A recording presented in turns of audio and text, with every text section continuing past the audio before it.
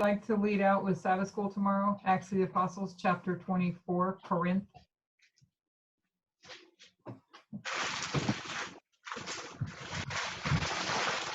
I could do it if no one offers. Okay.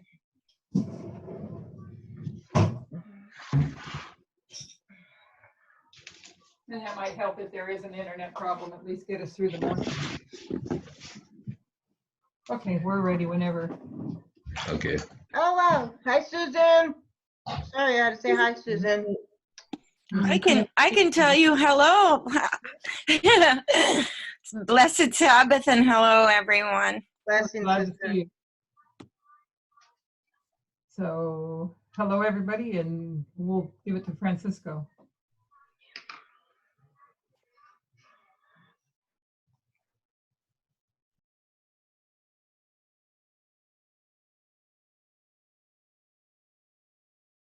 Okay, I'm just getting set up here, so it's my first time sharing.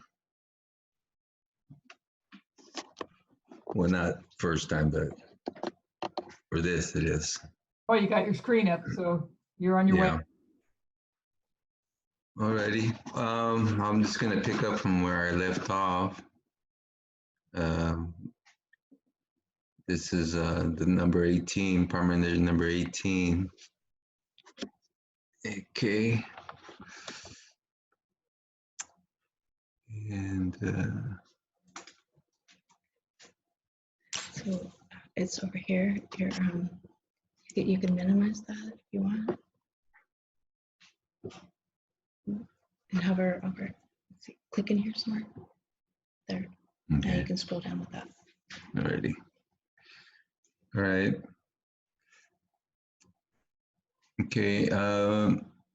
In this history here, and you can see 2019 lines up with Daniel 12:1. Can you see that? If you scroll up in the notes, you can see the lines that Parmenides put down, and I think it's either right above it or right below it, but I'm not sure. Anyways, that's one story, and he goes here to a different line, and does 2019 line up with Daniel 1? They're not lining up. So which one's correct, or which one's incorrect? Because they're not lining up, and they're lining up. So one must be right, and one must be wrong. That's the dilemma that people are going to face. This is where juggling comes into its own. Are you able to juggle two concerts at the same concepts at the same time? This is where people are struggling in our movement, because we're unable to multitask by and large.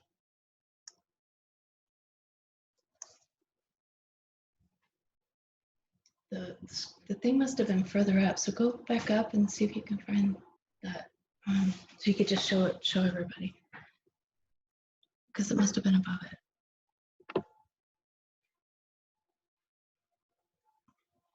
I know you stuck it in there. I did.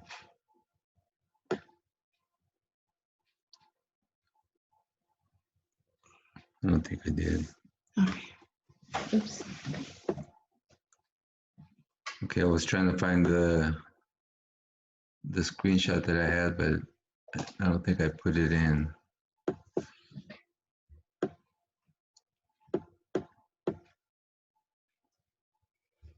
Okay. So what you need to do is take this model and say this is correct. 2000 meets and lines up with Daniel 12, 100%. Forget that we'll go to here. Ellen White, forget that now. We'll go here. Ellen White, this is a straight, thus saith the Lord. She's going to say, we're living in the time of the former rain. The latter rain is the National Sunday Law, followed by Daniel 12:1, the close of probation. This is the last day. This is the last day events. 227, paragraph 1, second selective messages, page 81. The Lord is showing me clearly that the image of the beast shall be formed before the close of probation. Why? Because it's the great test that God's people must meet. National Sunday Law is the image of the beast. This is Daniel 3, image of the beast, is a copy of the beast. Is this here? This is a symbol of Nebuchadnezzar. He's going to make a copy of himself in gold. So you can see that we're in 2019 and we haven't even got to the image of the beast, let alone 12:1, Daniel 12:1, which is the close of probation. So is this correct? We know this is correct because this is inspiration. So the problem you're facing is, if this is 100% correct and 100% correct, what do you do? Because we're going to say 100% correct, but you have to factor this in. And those people who have left Future for America and their followers, they are not dealing with this issue in the way that I'm explaining, that you have to deal with both concepts at the same time. If you don't, you'll get into problems.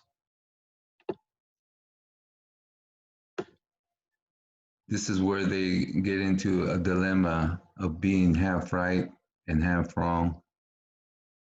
Because what they want to do is say, this is 100% correct. We agree.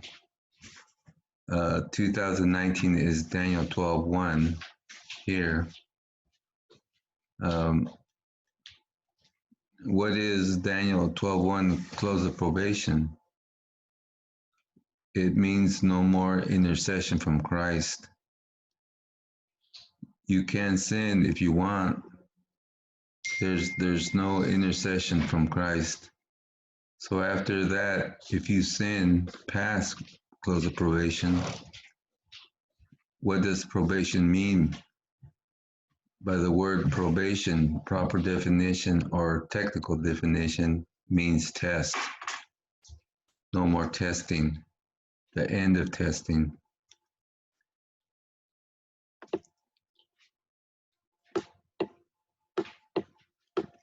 So Matthew chapter 13, verse 24 to 30, the passage that we read, the wheat and the tares. This plant is growing. It begins here and it grows. The growth of the plant can be understood in this way. I wanted to take synonymous terms.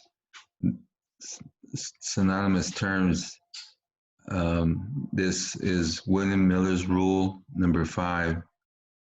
I got growth equals what did we say probation is? Test. When does growth stop? Stops here when the harvest begins. So no more growth, no more tests.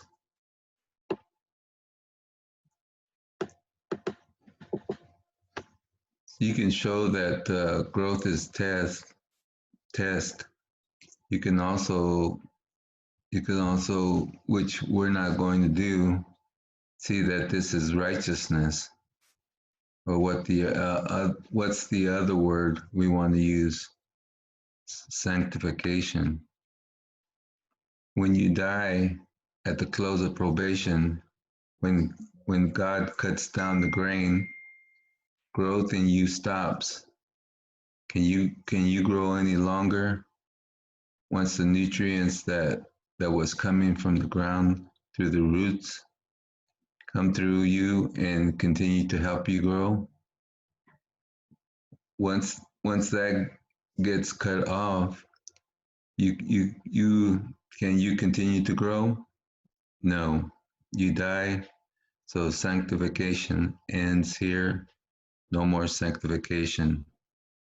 Daniel 12:1.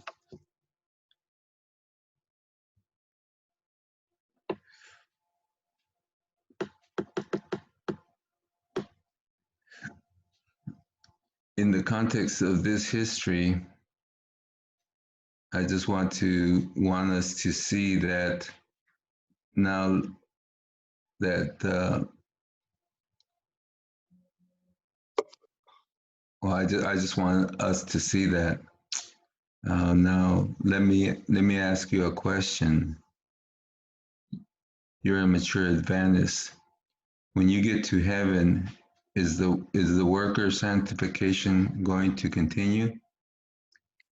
Sanctification is growth. Is your education going to stop the day you get into heaven? It's not. It can't. Think of all the millions that have died before us. Do you think Abel knows how much? Abel knows as much as you do about the plan of salvation? Of course not. He thinks he needs to be more educated, and of course he does. That means he's going to grow in grace, which means he needs to be sanctified. And sanctification is growth in your relationship and knowledge of God. For sanctification never ends. No, so why does Ellen White say work of a lifetime? Because your lifetime ends when you die. Everyone has to be understood contextually. Even Ellen White's writing have to be understood contextually. Adventists have a huge problem because they say at the close of probation, no more sin. They take that from Revelation 22, verse 11.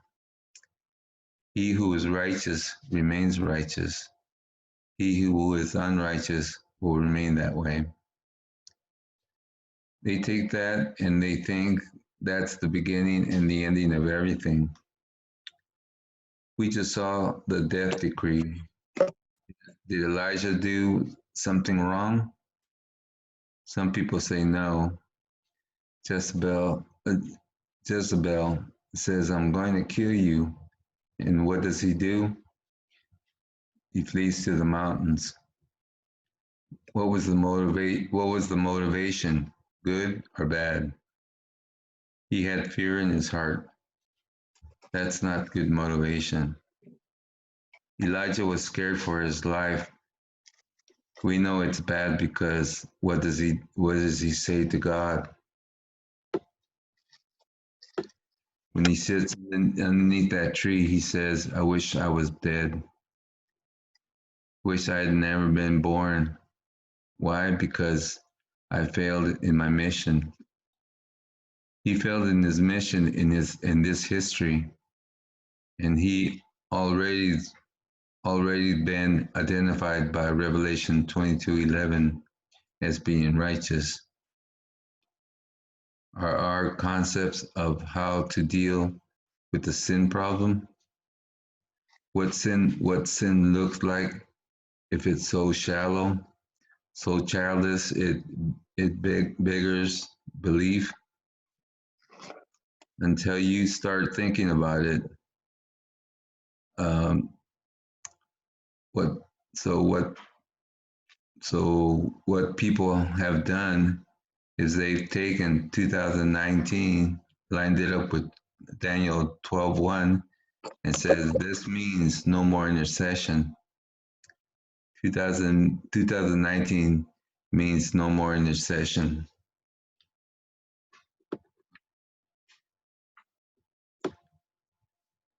So if you sin here afterward, is there any hope for you after 2019? No hope. This is the plan, or this is the model of Future for America are working on. The problem is that if that's all you had, they had to be 100% correct. But that's not the only ball to deal with. You got a whole other model to deal with. Which one? Which is this one? So we're not even at the latter rain. We're not even at the latter rain, are we? We're here in the former rain. Many people in this movement keep on forgetting that. Not in this movement. Those who follow the 1888 message has many misconceptions of false ideas about the history as well and the impacts of the history upon our own. You've got to factor this in. Let's take the story. Forget all this. In 2019, we're going to come to an experience in 2019. It is the close of probation. In this story, there's a close of probation. You can only have one close of probation in a line. You can't have two. This is not the close of probation. What is 2019? At this scale, it's nothing. In fact, you don't have anything.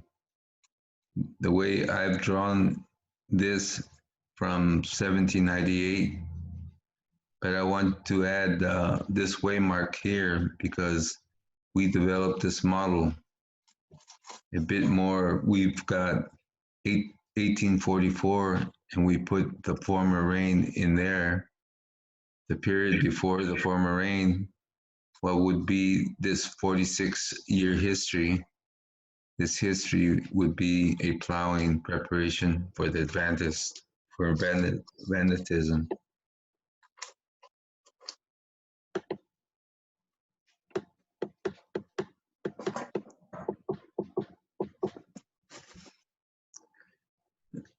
Okay, Millerite history from 1798 to 1844 is the preparation of God's people to be created. We can say it that way. There's a former reign. We just got this random date, 2019, and it's going to bring us to the National Sunday Law. Bring us to Daniel 12:1. This is where intercession stops, not in 2019. So you have to take this into consideration when you start dealing with our history, which is our history to history of the priests. All of these dates we hold to, defend, believe in. However, you can't take these dates in isolation to this model because this model is based upon what idea? It does saith the Lord. I wanted to ask you one question. This one here. I'm going to put Lord. The Lord has spoken. That one. This way is based upon what Upon what? If that's the Lord's model, what model is this?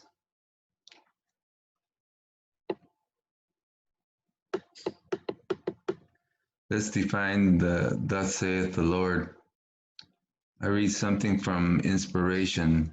Ellen White says, pray for the latter rain. In 1897, she says, you have failed to receive the former rain, and you're going to be doomed to destruction when the latter rain comes. Unless you get your house in order, we all understand what that means. This is a thus saith the Lord. We haven't manipulated it, changed it, moved it if you look contextually. Do you need to bring many other inspired statements which speak about they expect the lack will be supplied by the latter rain. The latter rain is going to happen here at the National Sunday Law. That's a thus saith the Lord. The former rain began when, in 1844, it thus saith the Lord. The year 1798 begins this plowing. All of this structure is based upon a thus saith the Lord. This is not one. This one is not. This one is constructed. It's constructed by human hands.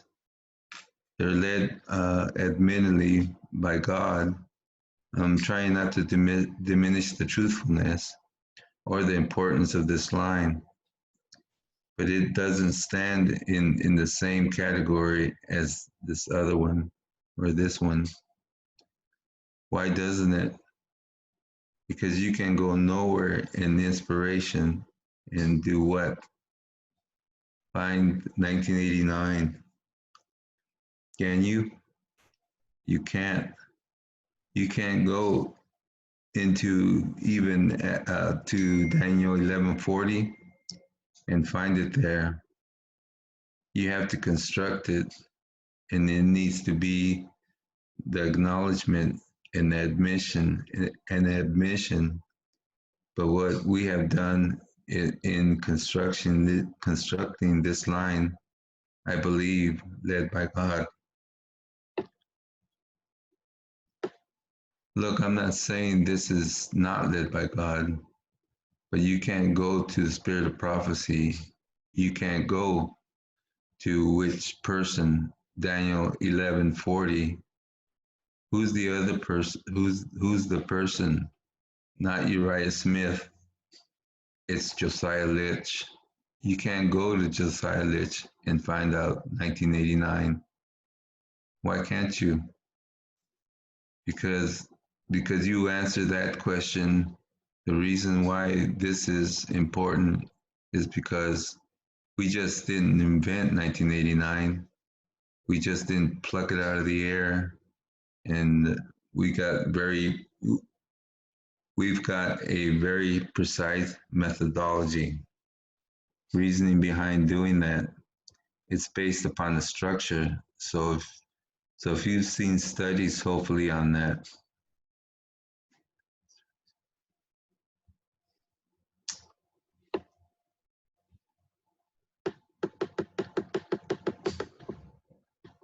But beyond the structure, you need to have a story. Now, the reason why you won't find any inspired statements that this is 1989 is because when was Christ supposed to come? When was this supposed to happen? It was not supposed to happen in our lifetime. It was supposed to happen over a century ago.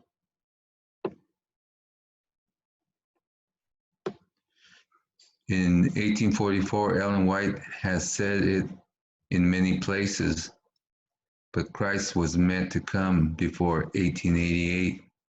long before that. If Christ is going to come before 1888 and you were to read Daniel 11:40, where would the time of the end be? 1798. How many generations would you have had? One generation. Who would have been the final generation? The Millerites. Who would have been the 144,000? The Millerites. Who would have been the final generation? Those who translate to see Christ coming in the clouds of heaven. It would have been that group of people.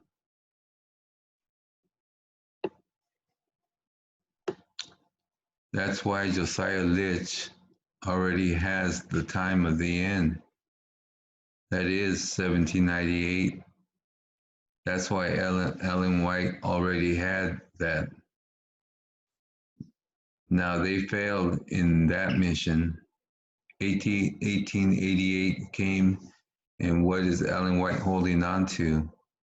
What hopes does she have? Christ is about to return imminently.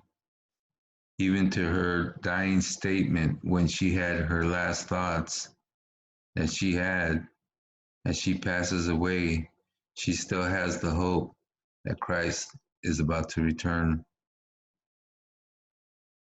This is still the same generation that had come out of the Millerite movement.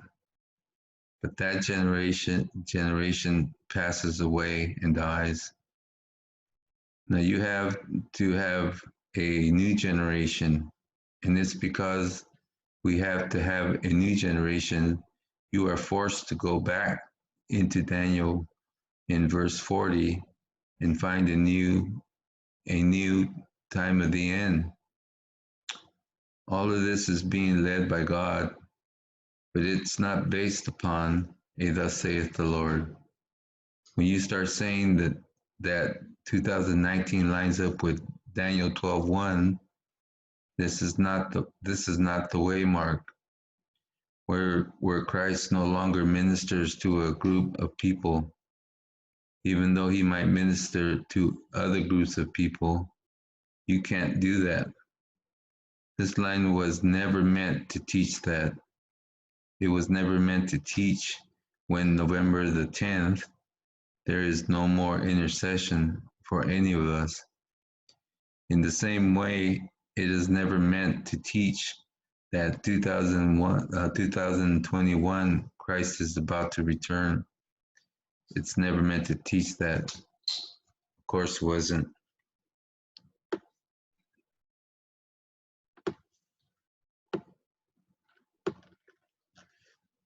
"2021 is here." We know 2021 is before the image of the beast. So we know that this was never meant to be the second advent. It was never meant to be that this explanation is connected to a theme of the second advent. We all could explore and explain what that theme would be, just like 2019 is connected to the theme of Daniel 12:1, just like 2014 is connected to the theme of the Sunday law. 9/11 is connected to 1844. We need to understand the line of the priests in that way, if you can see it that way. Then you can understand why you have the line of the Levites, the line of the Nephilims. Without that, you are basically destroying the issue. What issue? It thus saith the Lord. Once again, we've dealt with the issue of Butler and Wagner. Then we dealt with the issue of dispensationalism, where we believe in going to a literal to literal or literal to spiritual. Now we're going to another one, how to understand the purpose and the nature of the line of the priest. In every one of those three examples, I've given the 1888 history of Wagner and Butler. The issue of dispensationalism, this is Darby and Schofield. The issue of the priest, this is Ellen White, connected with Josiah Litch, and then in connections with this movement. FFA followers have consistently maintained a model of being half right and half wrong. And we need to see that in a real clear and simple fashion. You cannot take 2019 to be when intercession stops for you, because to do that you would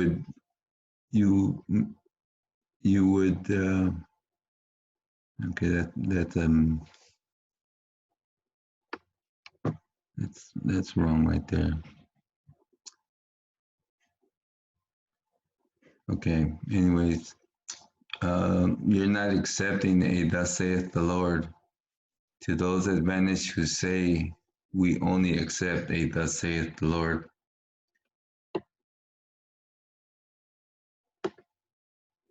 So you're here 2019, 2021, and 2014. They mean nothing to you. So you're stuck with them is basically having no information on how to do and how to prepare for the National Sunday Law that's about to hit this planet. You have no idea how to prepare for that. All you've got, I don't mean to say it disrespectfully for people who would listen to this. You've got some garbled understanding, some cobbled together ideas of how to prepare, and the only place you can go to is the ditch of morality. Because you have nothing else you have no prophetic framework in which to prepare and reason. You don't have a prophetic framework. You wish to prepare this because your sights are clearly focused upon the papacy. If you look to the papacy, if you go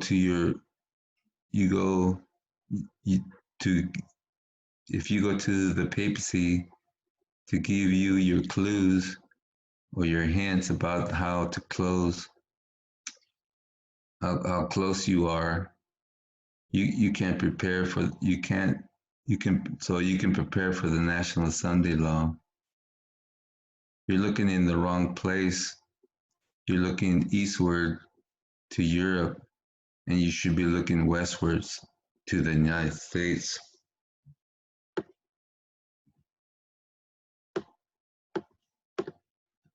People say we believe in apostate Protestantism.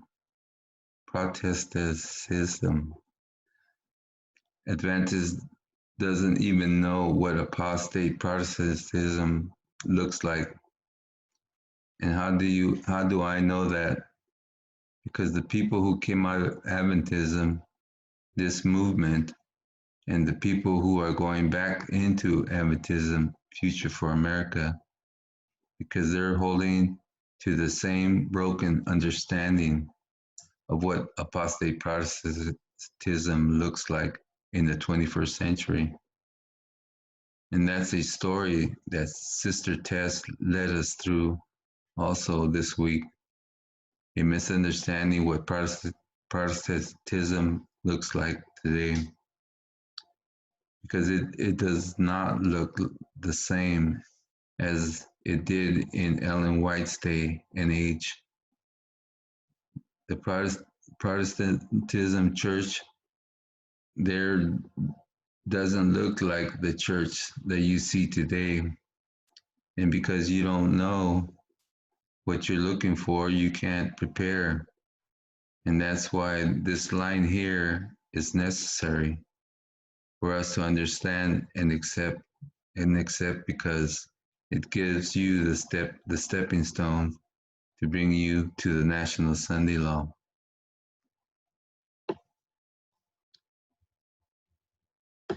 And that was my presentation on Palmander 18.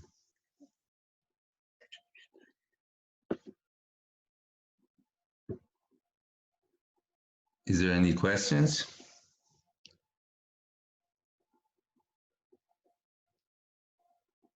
Okay, that's a strong no.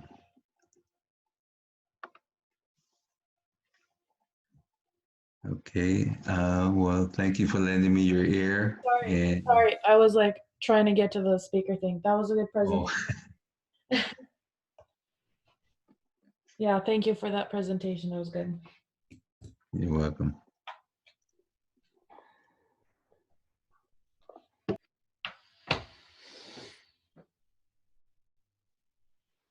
I got on late. How is everyone? We're good. Doing great.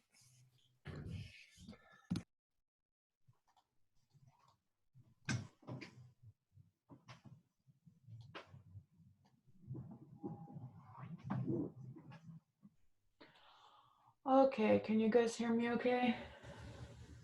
Yes. Sounds good. Yep. So, 6:44. Okay. I'm gonna go till 8. Is that okay? So 8, yeah, that's what we do. Yeah. Yeah, okay. So if I don't finish by then we'll leave it till next time, but Okay. maybe it will finish. We'll see. So I think this is the last one they did there. I'm not sure. I think Christine has the last one. Oh, she does? Okay. Was there a question and answer too? Christine?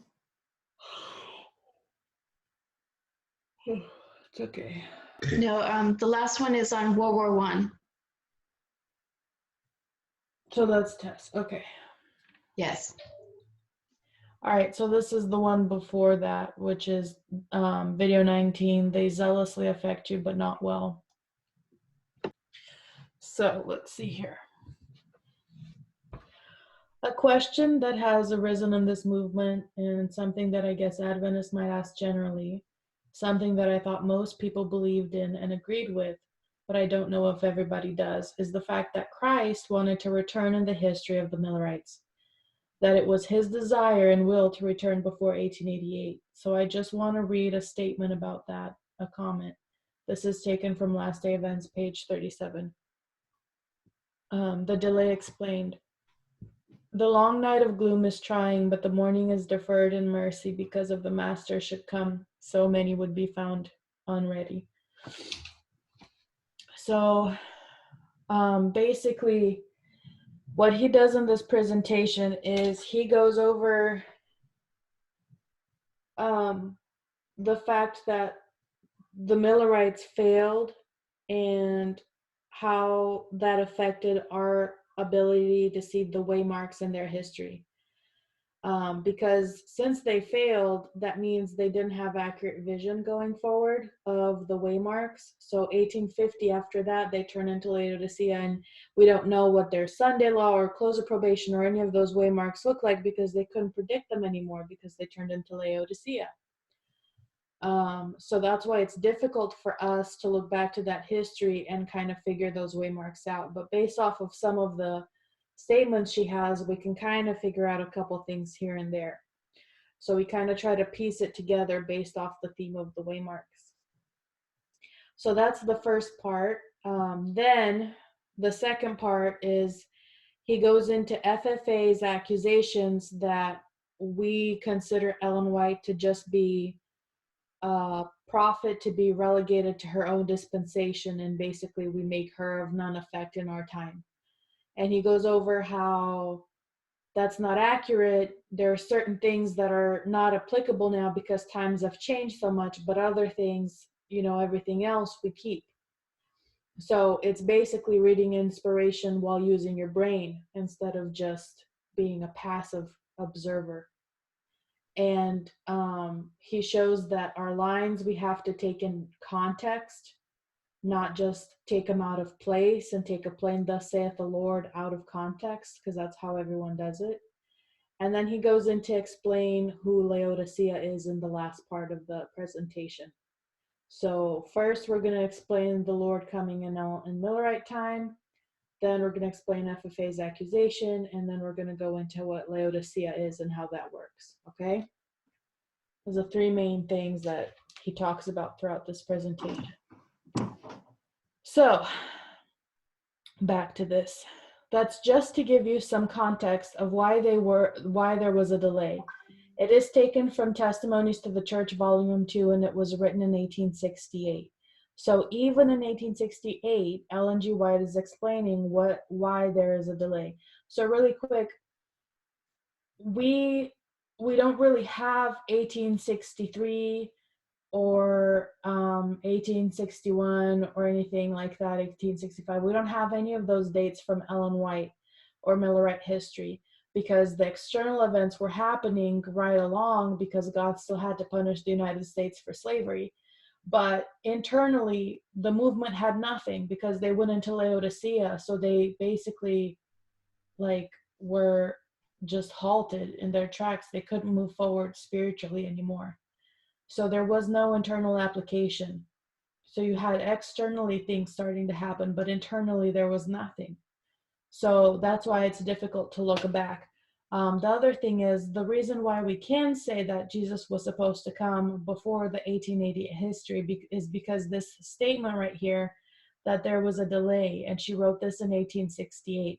So if she's saying in 1868 that there's a delay, that means it should have already happened by now, but it's being delayed. So you know for sure that it was supposed to happen before the year 1868, and Ellen White knows this. She knows at least that much. They can't confirm events accurately anymore, but they know for sure that it was supposed to happen by this time period, but it hadn't, so they all knew that there was a delay. So people ask, what would the line of the Millerites look like? And many of us have taught in the past that the Millerite line would end in 1844 and begin in 1798, as you see here. This 46-year history right here, we know that's not correct. The history of the Millerites did not end in 1844, and in fact, it was never going to end in 1844. The reason it was never going to end in 1844 is because though 1844 is the end of the 2300-day prophecy, we know that it's not the cleansing of the sanctuary that is here as we know it on the earth. Someone has to mute their mic.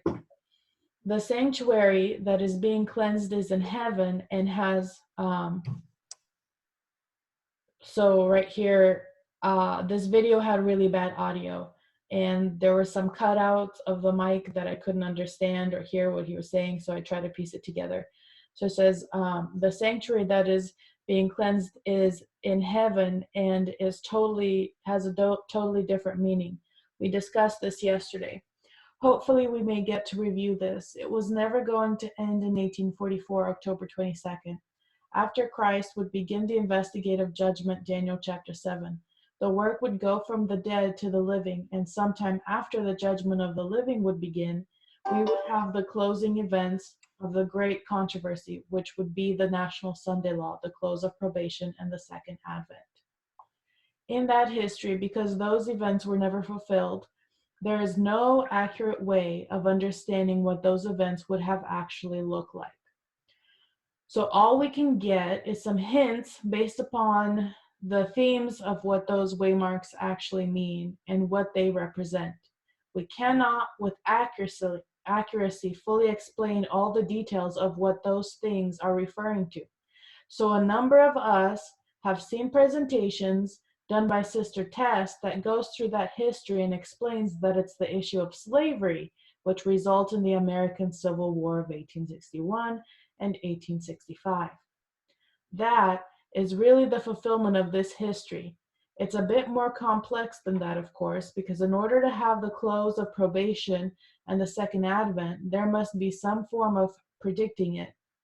We can see that the Millerites are, through 1850, when this chart was produced, they began to lose direction. They began to lose track of where they were going.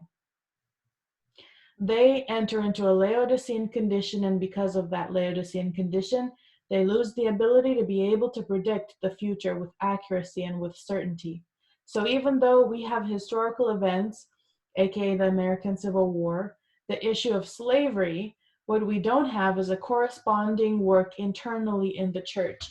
So that punishment, as Ellen G. White frames it, is going to be poured upon the U.S. In the Civil War because of the sins that they have committed. Slavery, we don't have a corresponding work within the church because they have entered into a Laodicean condition, and they are no longer fulfilling the gospel mission to tell them that the great test is coming. The close of probation is about to happen, and Christ is about to return. We have an explanation of why that was so. It's in the context that we read in these passages, but what we do know is that Christ's desire, his will, was that he was going to return in that generation, which is in the context of history relatively early, certainly before 1888. So we know that based off that quote we just read about the delay. We have inspired quotes, which I will read to you, now, which demonstrate he was meant to come back before 1888. We can go back into that history and put the pieces of the puzzle together, and we can show that the second advent would be connected to the American Civil War. We already know, based upon thus saith the Lord, inspired quotes, that the close of probation was also connected to the American Civil War as well. A problem that Adventists have is that we are fixated by two waymarks in two separate histories. In the history of Christ, what is the premier waymark? I say Adventists, but I could say Christians, but Adventists are a better reference point in our context. What is the premier waymark in the history of Christ that all of us look to? It's the cross. The cross is the premier waymark in the history of Christ. Without the cross, there is nothing. It is the cross that everything gravitates to. It's not just in the line of Christ. It's the whole great controversy that gravitates to that waymark. In fact, we read a statement that when Moses went to collect the 10 Commandments at Mount Sinai, he was shown two things: the 10 Commandments and the light that came from the 10 Commandments and the cross. The glory that shone from his face wasn't just a reflection of God's character. It was a reflection of the light that came from the 10 Commandments. It was a reflection from the cross. So it's the cross that is the premier waymark in the history of Christ. Come to the end of the world, what is the premier waymark that SDA go on and on and on about? It's the Sunday law. Because we got this perspective of both of those waymarks, what we end up doing is creating a framework, a story, a narrative that centers around these 2 points of history. The cross and the national Sunday law. The problem is this: if you take just inspiration, whether it's Ellen G. White quotes or Paul in the New Testament, what is Paul going on? Hold on. Someone needs to mute their mic. Sorry. If you're going to ask Ellen G. White, which waymark does she continually want to remind us about and speak to? National Sunday law. Wait. I missed something here. Okay, let me start from here. So the problem is this: if you take just inspiration, whether it's Ellen G. White quotes or Paul in the New Testament, what is Paul going to go on and on talking about? The work of the Messiah. Which waymark? It's the cross. If you're going to ask Ellen G. White which waymark does she continually want to remind us about and speak to, it's National Sunday law. We're messing around in the former rain, therefore we're not going to get our lives in order when the latter rain comes, and we're not going to be prepared for the close of probation and the second advent. It is all centered around the National Sunday Law. This is what everything is centered around. The problem is when you take those statements, those thus saith the Lord statements, and you analyze them in detail, a problem arises. This is the problem. You cannot take those inflection points in history in an isolated fashion. What do you need to do? If you read inspiration, we say you need to read contextually. You need to understand context. The National Sunday Law is not going to happen in a vacuum. There has to be some context around that event. It is the same with the cross. You can't look at the cross in a vacuum. It has to have some context around it. What becomes surprising is if an SDA were to listen to this presentation today, they would not believe what I'm about to say. Why would they not believe it? Because it doesn't fit in their perspective of a thus saith the Lord. A thus saith the Lord would put what we may mark as its premier event, Sunday law. But when you start looking carefully, you actually see that it's not the case.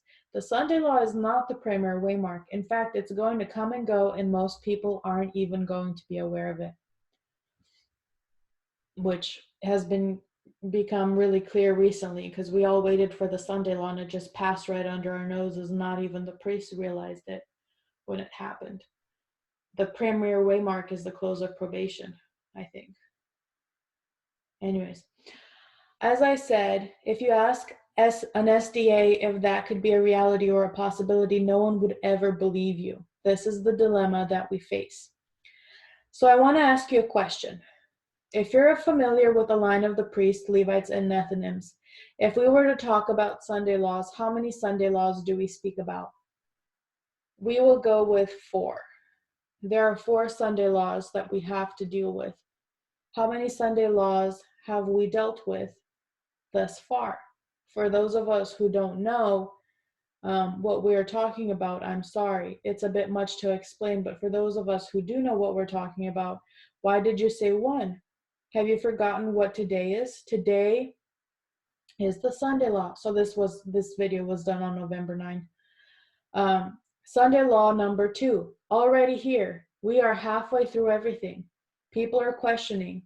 I can see people's faces because we are so fixated about 2014, we forget the other lines. So on that point, I didn't put the other one on here. The 144,000. So Sunday law, Sunday law, Sunday law. I'll just put that one here.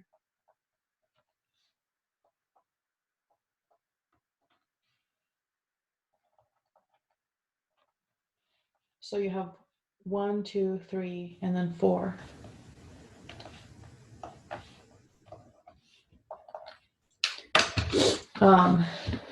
Where was I? So I already read that. Okay.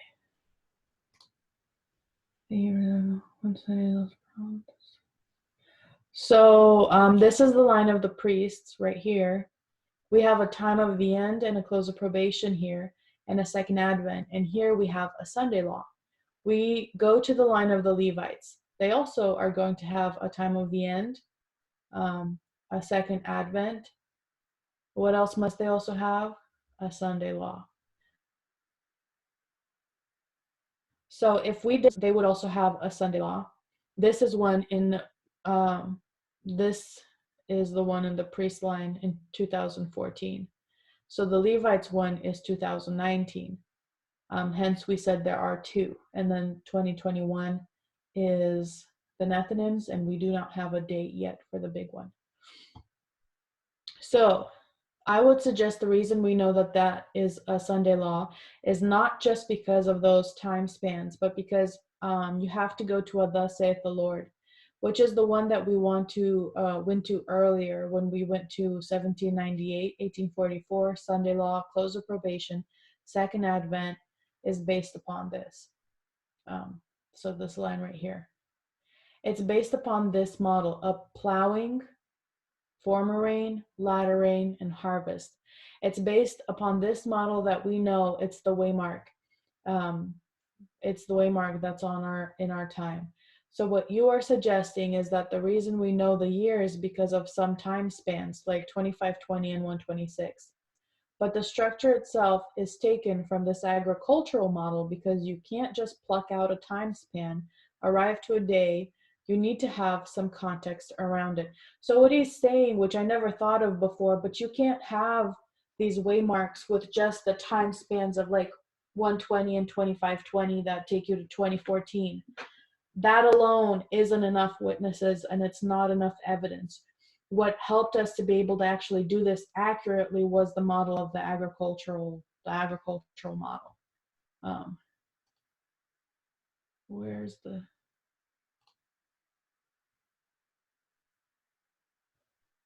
so I hope that makes sense. So if you have some context around this event here, the context would be what? The close of probation and the former reign. I will put 9/11. So you need to have some context around it, otherwise it sits in isolation. The reason why this becomes significant is because a few years ago, what were people saying about 9/11? They were saying that 9/11 was a Sunday law. If it's a Sunday law, however, they arrived at the, if it's a Sunday law, however, they arrived at the rightly or wrongly, what would you have to prove for it to be a Sunday law? What do you have to understand? Context. Context means what's on the left and what is on the right. So what do you expect to be on the left of the Sunday law? The former reign. And on the right, you expect the latter reign. That is why you can demonstrate that 9/11 is never a Sunday law. What people were doing was taking models from one line and they were projecting that onto 9/11. Just projecting information is not enough. So when we try to make application and you want to use a parable, because the parable is what gave us this agricultural model, and it's what gave us the structure to be able to do this. So you have an event and you find what that event matches up to, and then you have to apply like a model to it, like a parable. And if you apply it accurately and you find the point in that parable that that waymark corresponds to, then it'll show you what's behind and in front of it. And then you can place all the other waymarks and it can make sense. And that's what you need to do. It's a very structured approach, and it's very organized and clear so that it's easy for people to understand. So what information was projected? Just want to run us through this exercise. It's not the direction we want to go, just want to run through this logic. What information was going to be taken from the Sunday law here and projected onto 9/11? The Great Controversy, chapter 38, page 603, I think. We need to know why things were said, why things were done, so that we might understand what the correct understanding of something is. What does it begin with? I saw another angel coming down from heaven having great power. What is she quoting from? This is Revelation 18:1, right? 1, 2, and 4. So I saw another angel come down from heaven having great power, and the earth was lightened with his glory. And he cried mightily with a strong voice, saying, Babylon the great is fallen, and is become the habitation of devils, and the hold of every foul spirit, and a cage of every unclean and hateful bird. And I heard another voice from heaven saying, Come out of her, my people, that ye be not partakers of her sins, and that ye receive not of her plagues. So we remember that because of testimonies, we attributed that to 9/11, right? So Revelation 18, she quotes verses 1, 2, and 4. She's going to tell you what the premier waymark is, by the way. What is the premier waymark? It's in the title, the final warning. So Adventists turned that into what? The Sunday law. So already you know we are doing something wrong. So what we did was we took this symbol here, Revelation 18, I will do verse 1 to 3. We took that event which Ellen G. White gives us as of thus saith the Lord, and what did we do with it? We projected it to 9/11.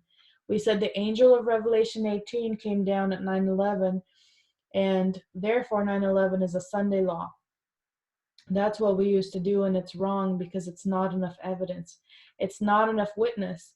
And when you investigate further by using context, you go to use context, which means check what came before and check what came afterwards.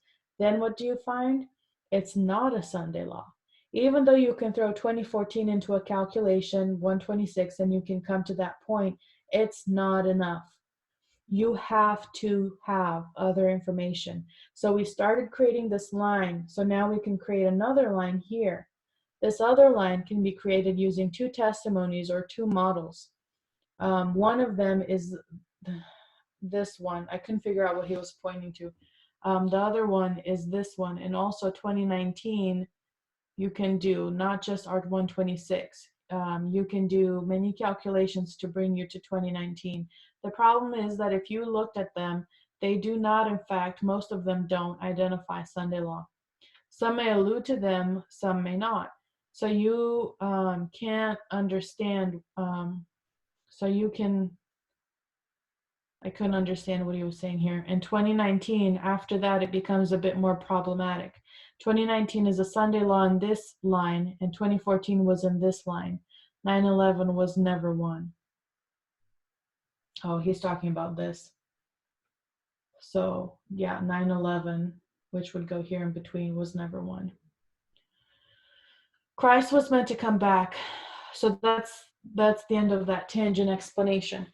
So he's going to go back to the main point. Christ was meant to come back before 1888. She explains in 1868 why there has been this delay, because people aren't ready. Oh, sorry, excuse me. Had Adventists, after the Great Disappointment in 1844, held fast their faith and followed on unitedly in the opening providence of God, receiving the message of the third angel and in the power of the Holy Spirit proclaiming it to the world, they would have seen the salvation of God. The Lord would have wrought mightily with their efforts. The work would have been completed, and Christ would have come ere this to receive his people to their reward. It was not the will of God that the coming of Christ should be thus delayed. So this has been written in 1883, this next one. For 40 years did unbelief, murmuring, and rebellion shut out ancient Israel from the land of Canaan. So unbelief, murmuring, and rebellion. The same sins have delayed the entrance of modern Israel into the heavenly Canaan. In neither case were the promises of God at fault. It is the unbelief, the worldliness, unconsecration, and strife among the Lord's professed people that have kept us in the world of sin and sorrow so many years. So if we don't want to be in the same state, here's the things to avoid. So lack of faith, unbelief, worldliness, getting comfortable on this planet and doing stuff, that's not necessary right now, taking your eyes off the prize, which is heaven. Unconsecration, you're not really dedicated to this work. And strife, which is just irritating each other or bickering with one another about silly little things. So did God's people fail? Sounds like failure to me when you read that.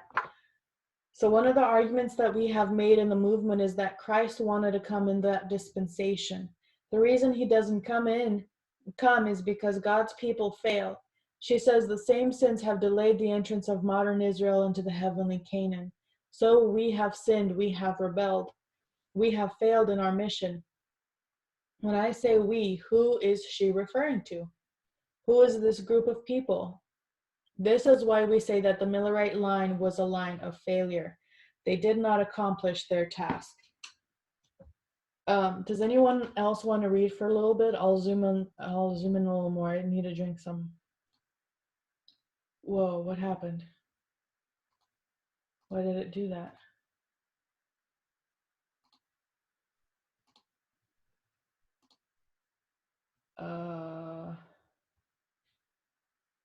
Their task, so God's going to. Okay, so does anyone else want to read real quick, starting right here?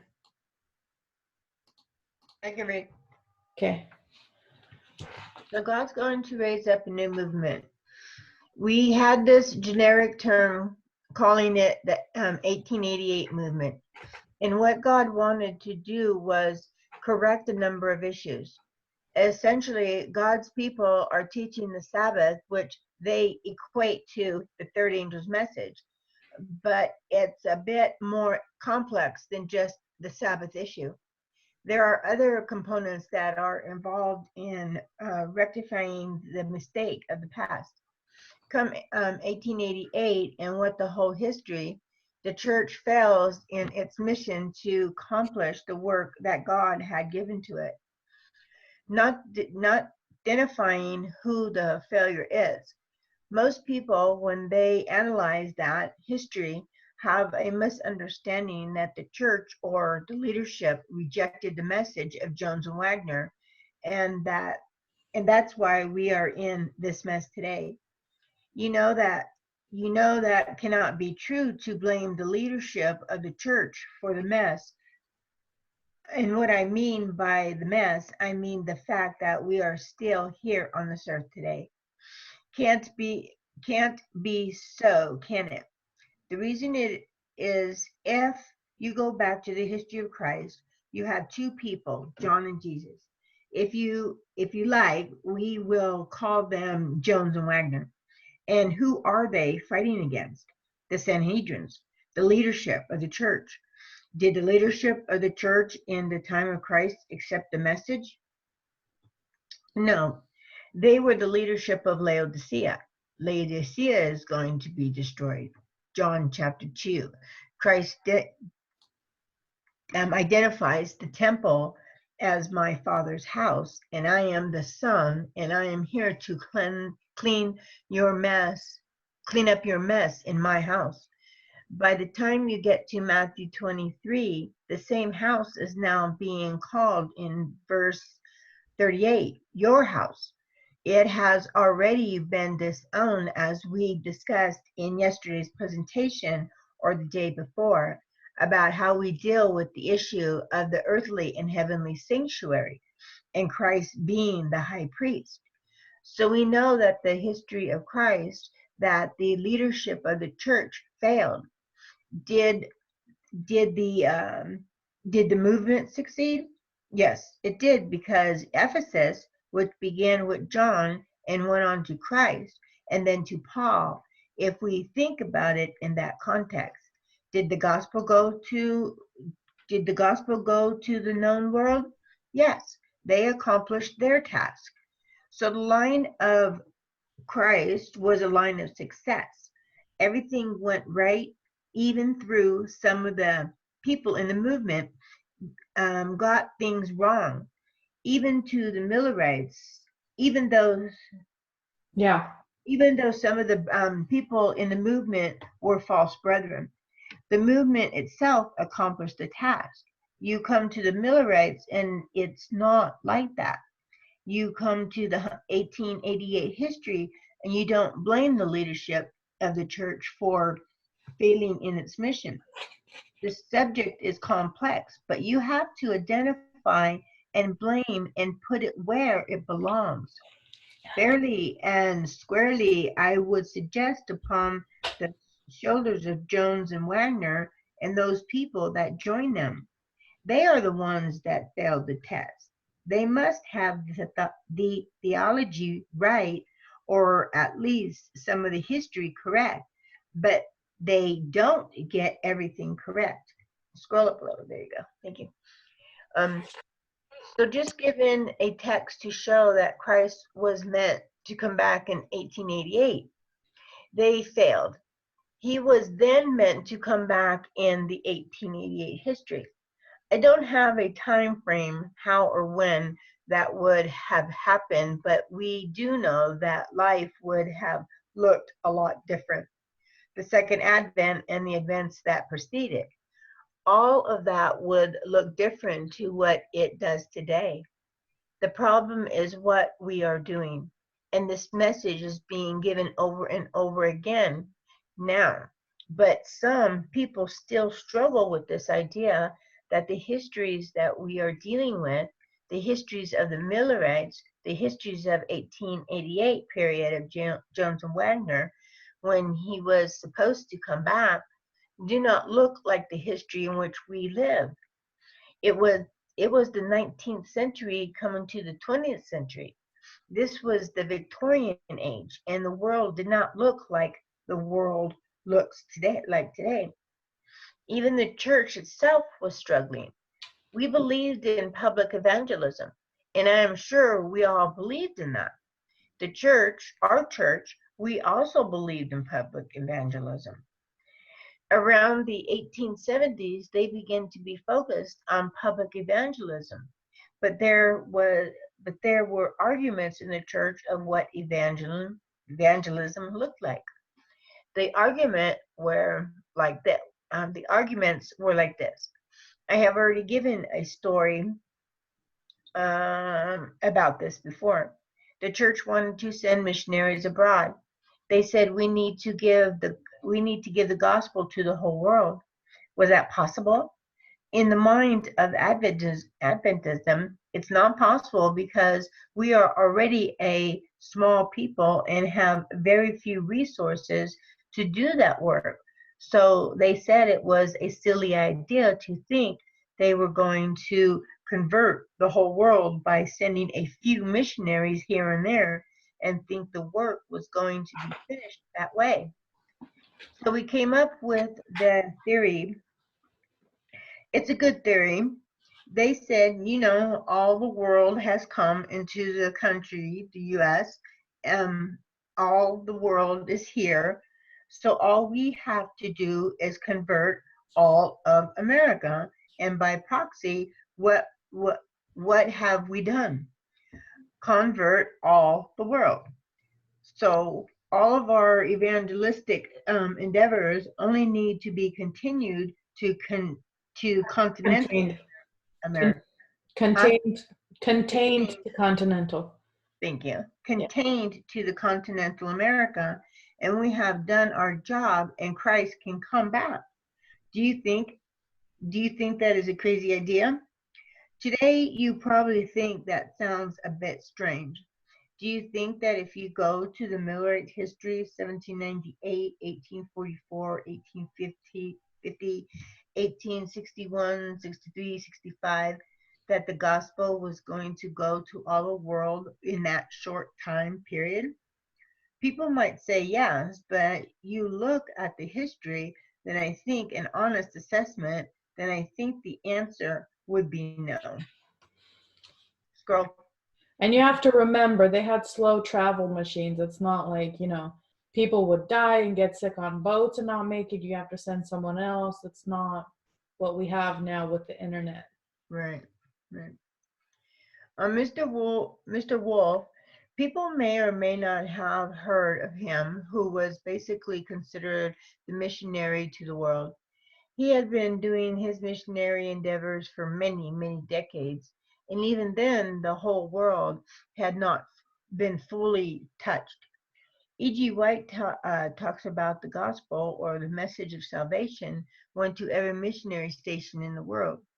The kind of poetic license to say that because it didn't really, in real life, it didn't go to every missionary station in the world.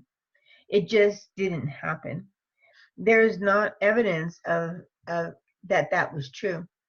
So we know that the end of the world have looked different than it does today. Today we have a worldwide phenomenon. In those it wouldn't back.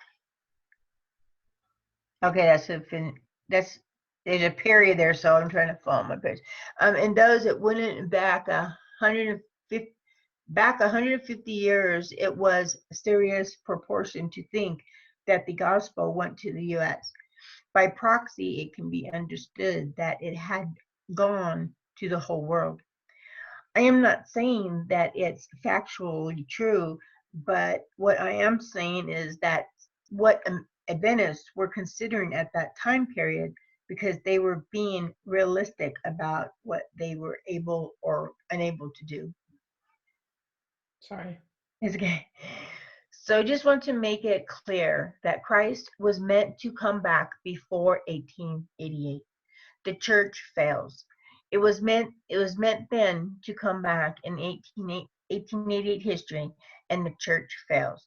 This is why we speak about being careful of how we take failed models and bring it into our own history.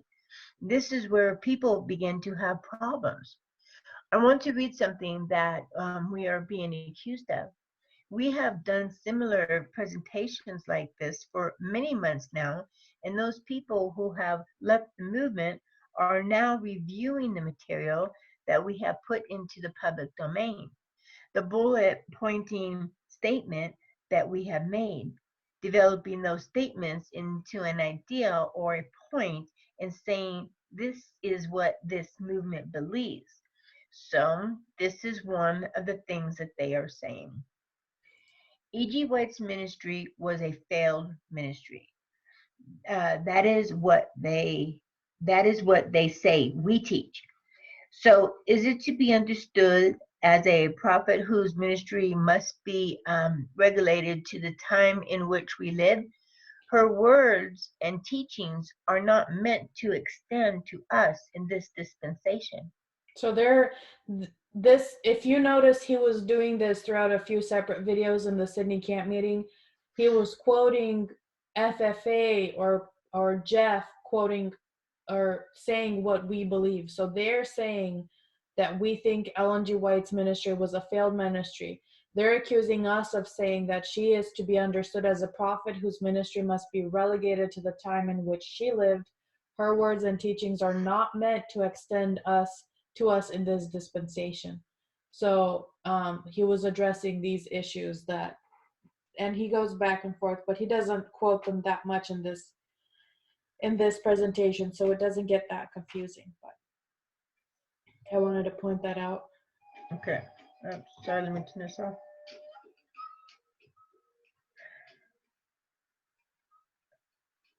I can read.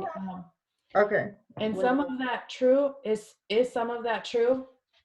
So some people are saying yes. Is all of it true? Do you believe if I said this is what you believe, would anyone say yes, I believe all of that? No. If I were to say to you, do you believe some of that? What would you say? Yes. Let me give you an example. She is to be understood as a prophet whose ministry must be relegated to the time in which she lived. Her words and teachings are not meant to extend to us in this dispensation. He's putting that quote in there again. Is that correct? Her words and teachings are not meant to extend to us in this dispensation. Depends. If she said, my words and teachings say you are not allowed to buy a bicycle, do those words and teachings extend to our time period? No. Is that her words and teachings? You should be buying bicycles. Yeah. You shouldn't be spending all of your time, money, and energy taking photographs because portable individual cameras were not available. You had to go to a photographer. He had to set you up and you had to get dressed. It was a whole affair and it cost money. So we know that there are some things we cannot take that she writes and bring them into our dispensation. So to infer what they are inferring is just a mixture of truth and error, half right and half wrong. Every single one of the accusations against us always goes down that ditch. So some of the things are correct and some of the things are incorrect. And the reason why they make these introductory thought that Ellen G. White's ministry was a failed ministry is because of this. I said it yesterday and I'm going to say it again. So we will just try and do this quickly. For those of us who weren't here yesterday, you will have to watch the class. I'm going to go through this at fair speed, otherwise we weren't going to get through this. Sardis, this is a church in a particular dispensation. So the church Sardis hold on. Where is Sardis? Okay. So I have the models here on the right side, so I'll refer to these. So Sardis, this is the church in a particular dispensation. So the church Sardis begins in 1798, depending on how you would want to do this. I'm just going to take it to 1850. So then you get to the Church of Laodicea. Laodicea, we know to certainly that is begins in the year 1850 and goes to the end. Now remember when we spoke about captivity? When is captivity supposed to end? Remember Cyrus? He says Babylon is destroyed and you are free to go home. Captivity should end at the time of the end.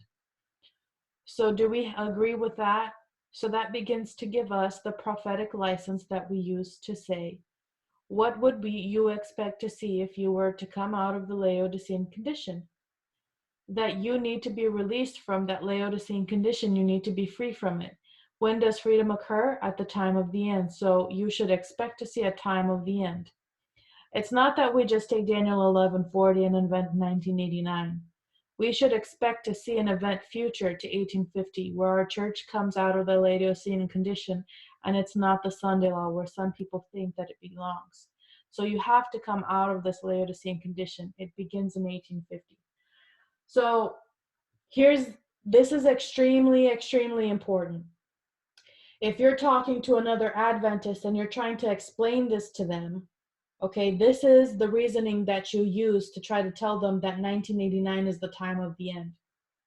Because Adventists aren't going to look and understand that there was a failure in Millerite history. So you have to show them that quote, that there was a delay. So you know Christ was supposed to come. And you have to be able, from the previous presentations, to be able to explain to them Sardis and Laodicea, and to show that Ellen White is explaining that they're in the Laodicean state. So for them to come out of the Laodicean state, there has to be another time of the end.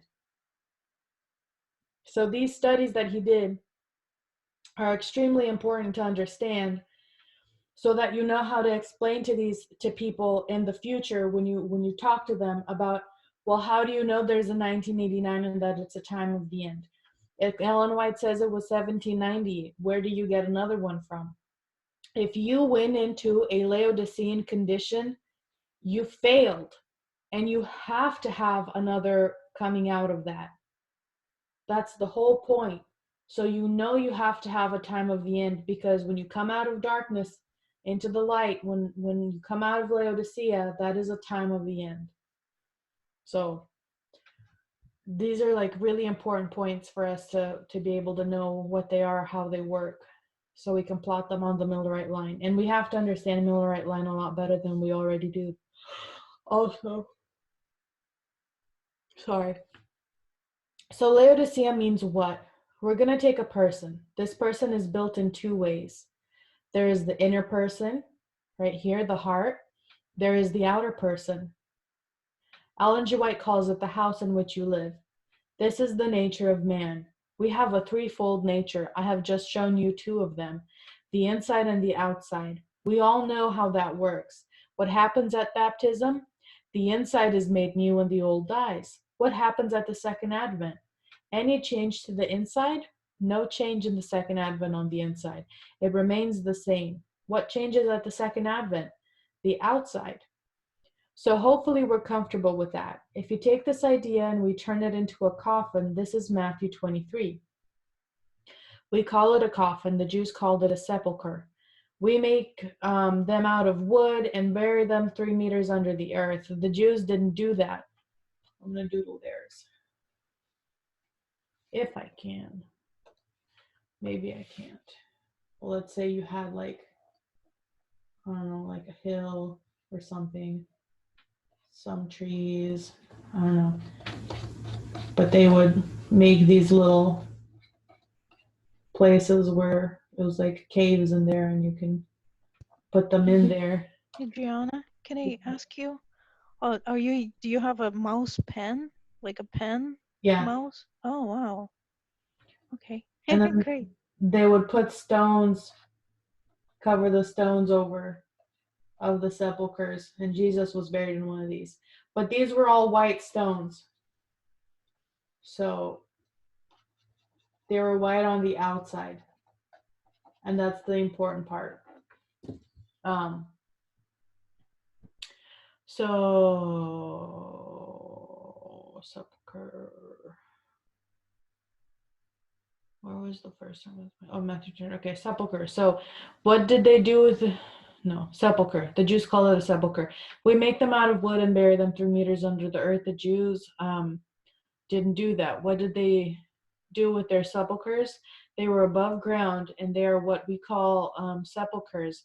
They weren't made of wood like ours normally are. They were normally made of marble and sometimes perhaps of stone, and they might paint it white.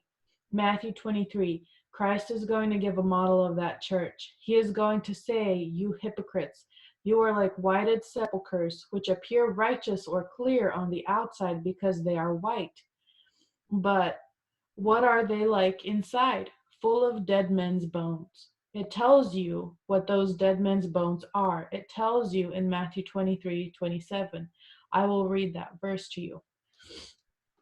So Matthew 27, woe unto you, scribes and Pharisees, hypocrites, for ye are like unto whited sepulchres, which indeed appear beautiful outward, but are within full of dead men's bones and of all uncleanness.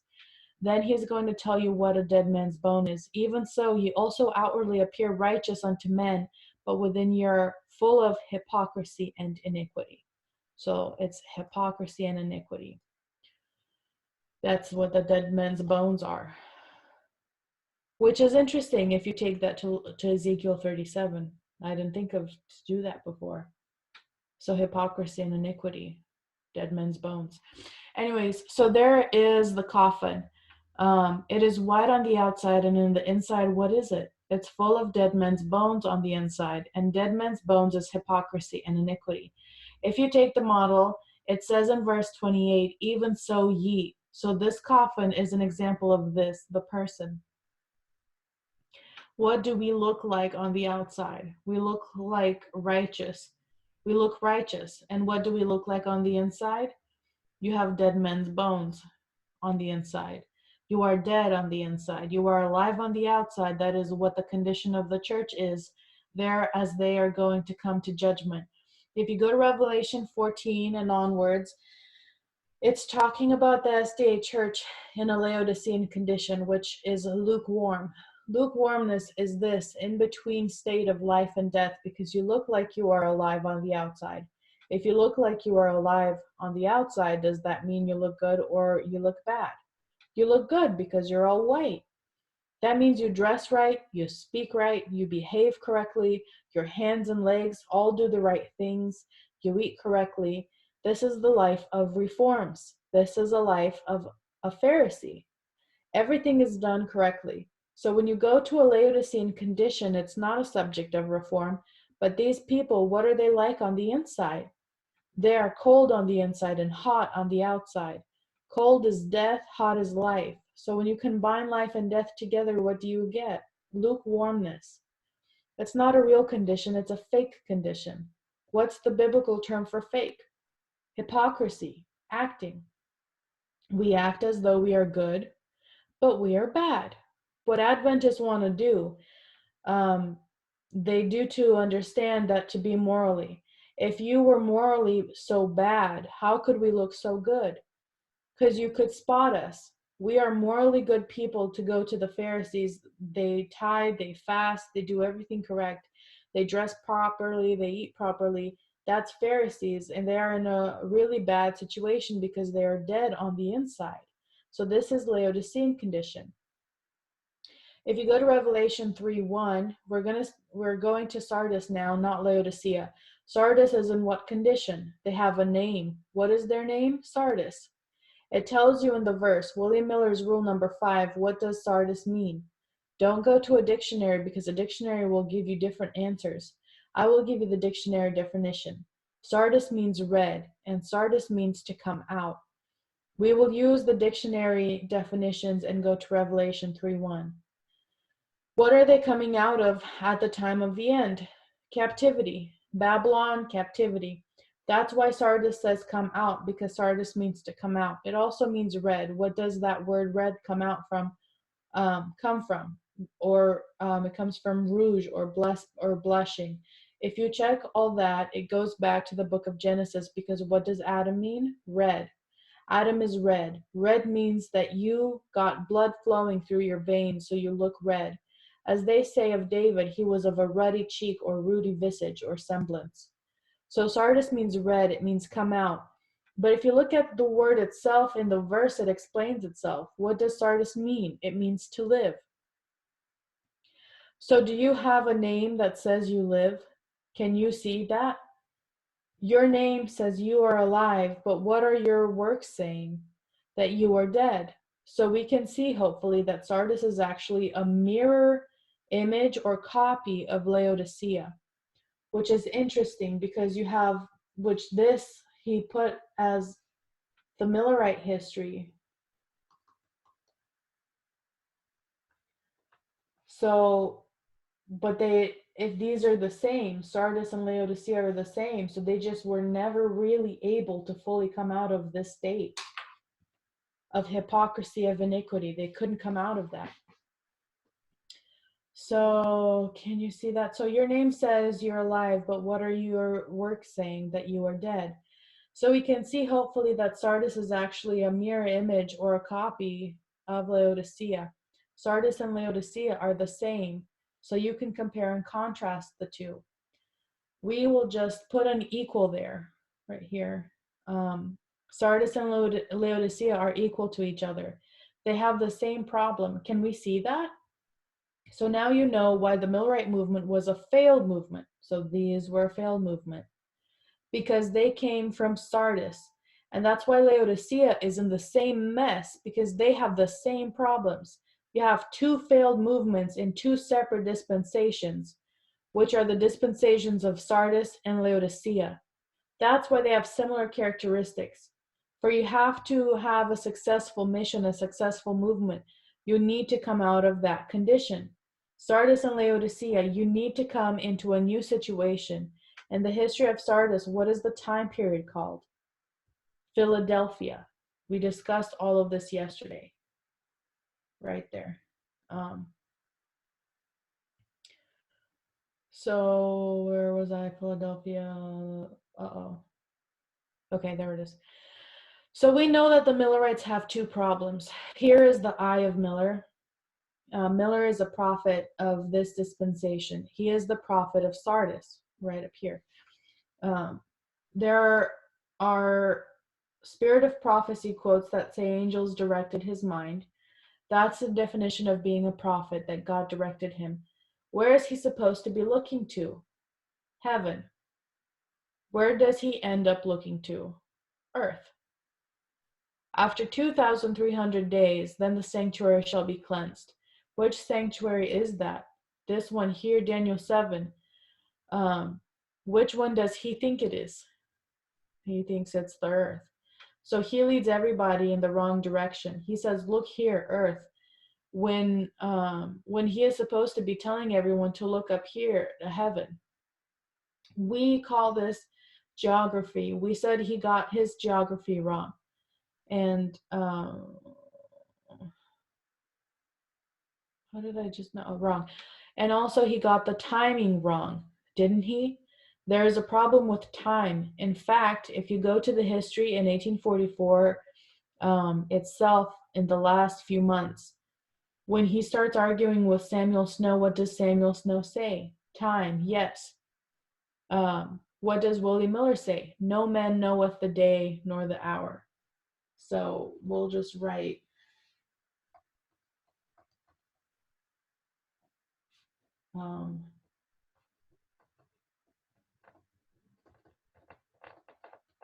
problems of William Miller is geography and time. So he actually uses the argument against Samuel Snow, saying, don't say Christ is going to return on the 22nd of October, because no man knows when that's going to happen. He actually uses that argument to attack his own movement. So they have a problem with this issue. And remember, that's the same argument people used against William Miller, which is why he's making that point that it's crazy that he said that. So if you come to our history, this is Ellen White. This is why people are going to say that I teach that Ellen White's ministry is a failed ministry, and I'm not saying that. What I am saying is that you can compare and contrast these two histories. Ellen White is going to tell you what? No time. She is going to tell you there is no time and no man knoweth anything is going to happen. And there is a problem with geography in this history. What is the problem? Where are Adventists looking? We're looking here on earth. We call it earthliness or worldliness, or the Laodicean condition, which is covetousness. So geography is a problem in this ministry of Ellen White. Can you see they are dealing with the same problems?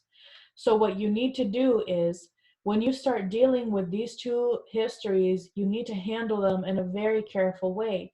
First of all, if we're going to come to our history, we're going to have to deal with two subjects, time and geography. So time Ellen White says there is no time. The Millerites, they get the time wrong. Not only do they get the dates 1843 and 1844 wrong, they are actually failing their mission of knowing when Christ's second advent is. So it's a whole mess that they get themselves into, and we know they have a problem with geography because they don't know where the sanctuary is. All of that is distorts and manipulates the first angel's message. That's that history. So they both have the same problem.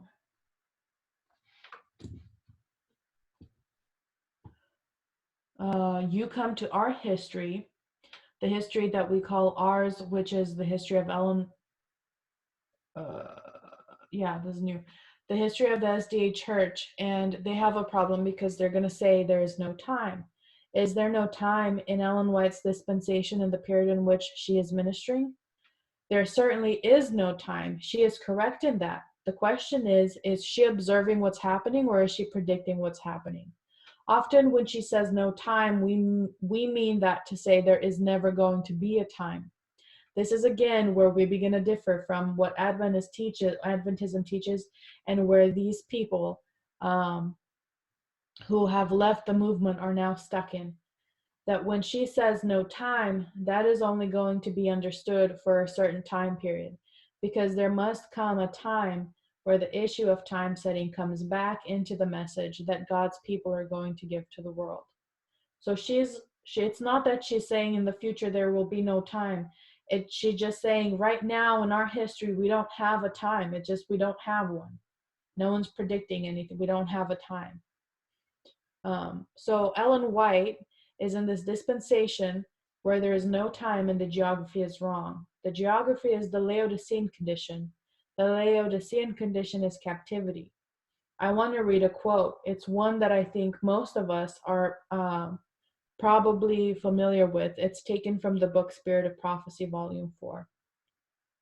So if I were to ask you as an Adventist what the criminality of the papacy is, what's wrong with the papacy and what is wrong with Babylon, you would tell me they have two problems. The two problems are Sunday sacredness and state of the dead, or spiritualism, depending on how you want to explain that.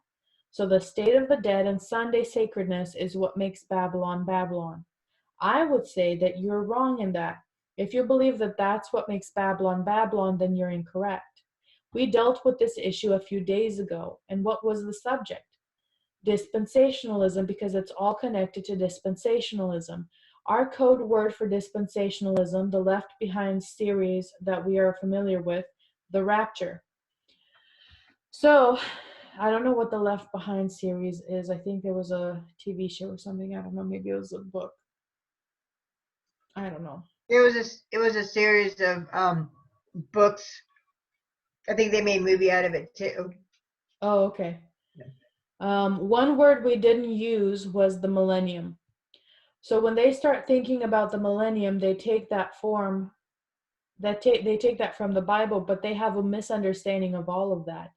So dispensationalism is dealing with what subject? Literal to literal. You need to go back and review those classes if you weren't here to listen to that. Connected to all of this, I spoke about two men, Darby and Schofield. Connected to those two men who were protected, probably Protestants, there was something called the Counter-Reformation. The Counter-Reformation was the work of the Jesuits after Martin Luther had come and gone. They began to develop this whole new theology that was basically going to take Christianity off track. All of those issues all come together in this subject. It's all to do with the problem of the papacy. They don't just have a problem with Sunday or the state of the dead. So I'm going to read this for SP 235, paragraph 1. It begins with the word prominent. What does prominent mean? Outstanding, the most important. So prominent among these false doctrines. So the most important among these false doctrines is that of the temporal millennium. 1,000 years of spiritual peace and prosperity in which the world is to be converted before the coming of Christ. This siren song has lulled thousands of souls to sleep over the abyss of eternal ruin. And I never noticed that. She actually points it out, that that's one of the big main prominent issues. But sorry, excuse me, there it is. We missed a lot, man, in reading her writings before. So where's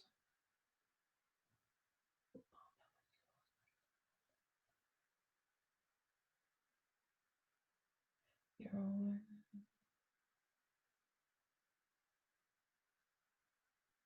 oh,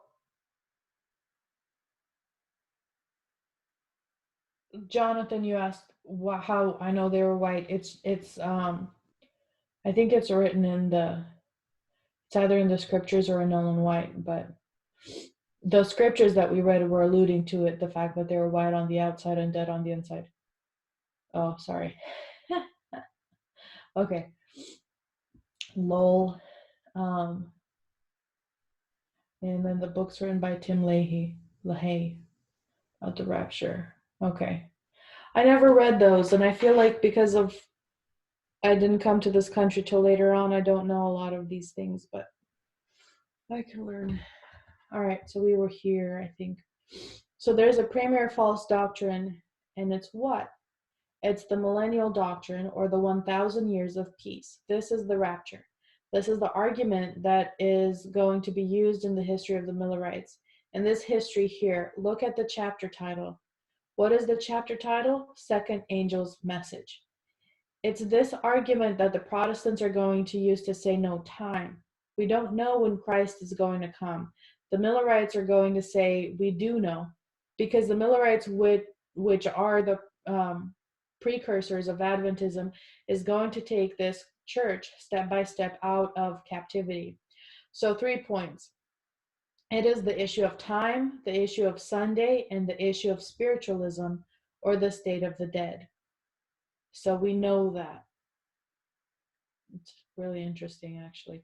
The doctrine of the natural immortality of the soul has opened the way of the artful working of Satan through modern spiritualism. And besides the Romish errors, purgatory, prayers for the dead, invocations of saints, etc., which have sprung from this source, it has led many Protestants to deny the resurrection and the judgment, and has given rise to the revolting heresy of eternal torment and the dangerous delusion of universalism. So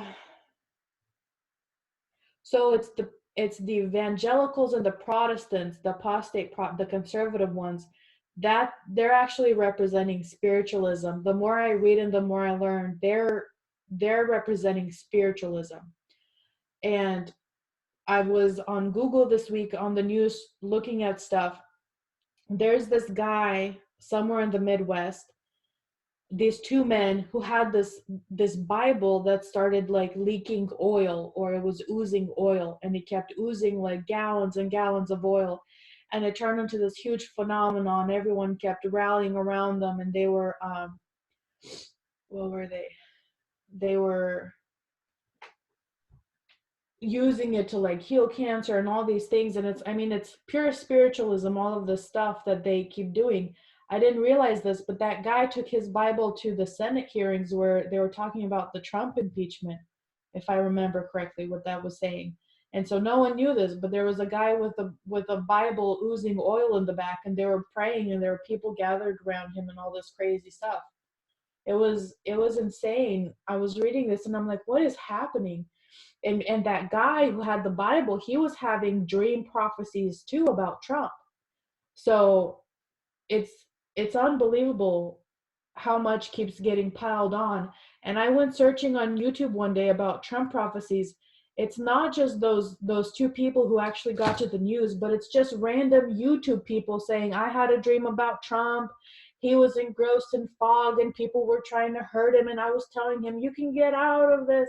All these people say they're having these dreams about that Trump is the savior and da da da da. It's really crazy. I mean, it's spiritualism. Talk about the knockings and the rappings of it's going to be 2 steps before we start hearing my grandma came to me and told me that Trump was the one. Like, we're like so close to that. It's insane. So that is the state of the dead if you picked that up. And even more dangerous and more widely held than these are the assumptions that the law of God was abolished at the cross and that the first day of the week is now a holy day instead of the Sabbath of the fourth commandment.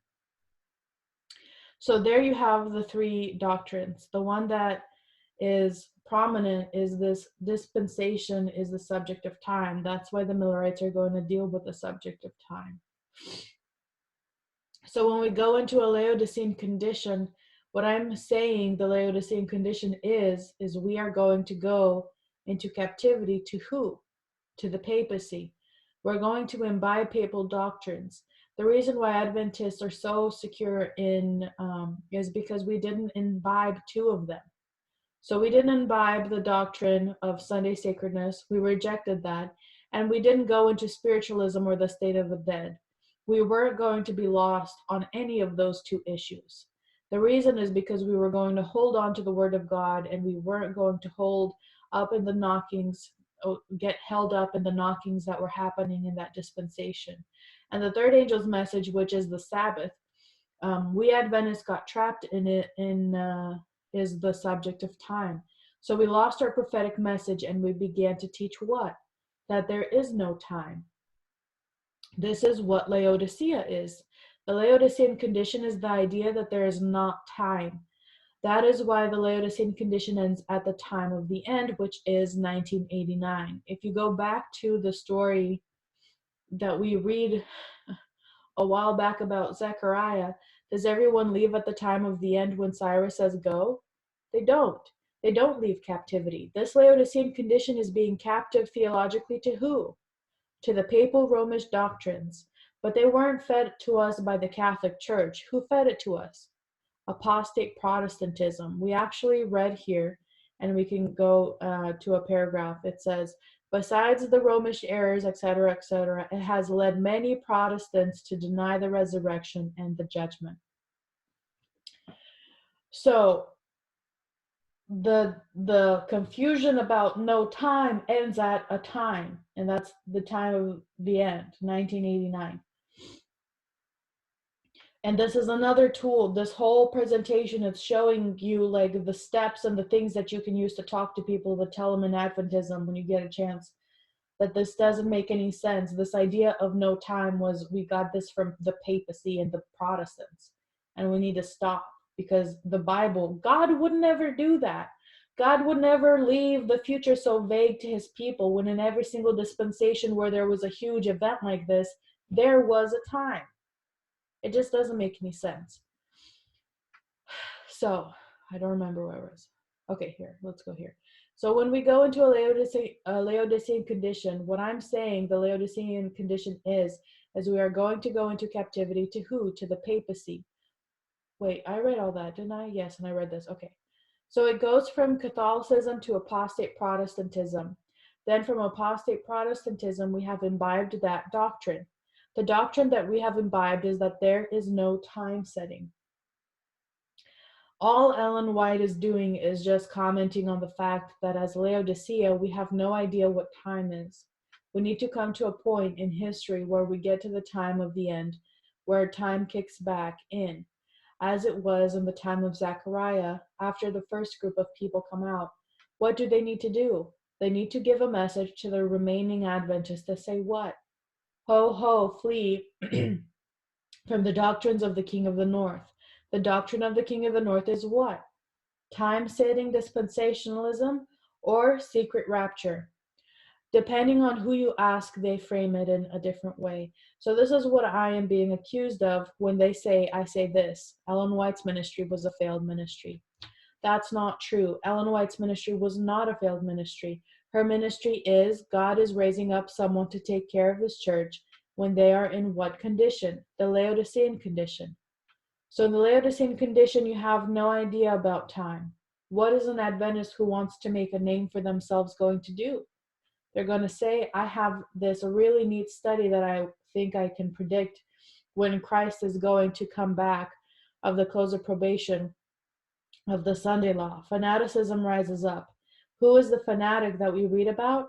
Two selected messages, page 80 to 81. What was her name? Anna Phillips.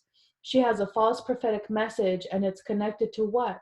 Time setting. She has a component of time setting in her message.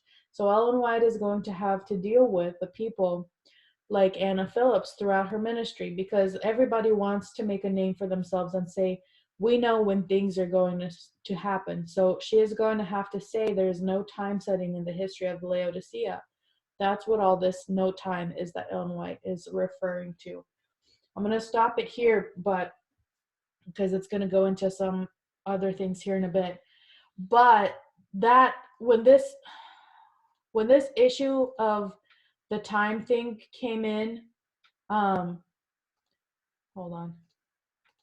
That's the first thing that I thought of, because I read enough of her writings to know that she says Satan kept trying to split up the early Adventist church into different factions, and if he were to succeed, then our whole people would be destroyed. So all of these fanatic ideas kept coming in, and so when we said that, oh, we are now predicting time in the future, and we're saying, well, why? Because she said there's no time. And I'm like, yeah, of course she said there's no time. If you're in the state of darkness and the state of the scattering, for your church to stay together, you have to say there isn't any time.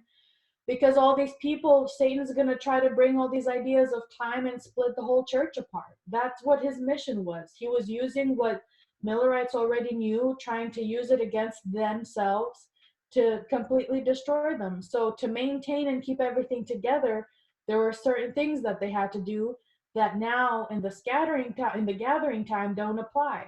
That's why there's separate rules. So it makes total sense. Like, you have to. So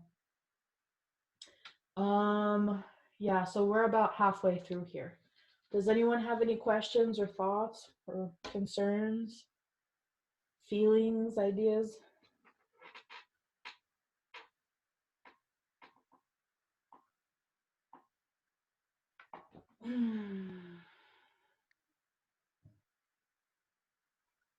Not on the study, but so you're going to pick this up on Wednesday night? Yeah, Okay. I did want to say, have you guys been watching the Brazil? Yeah.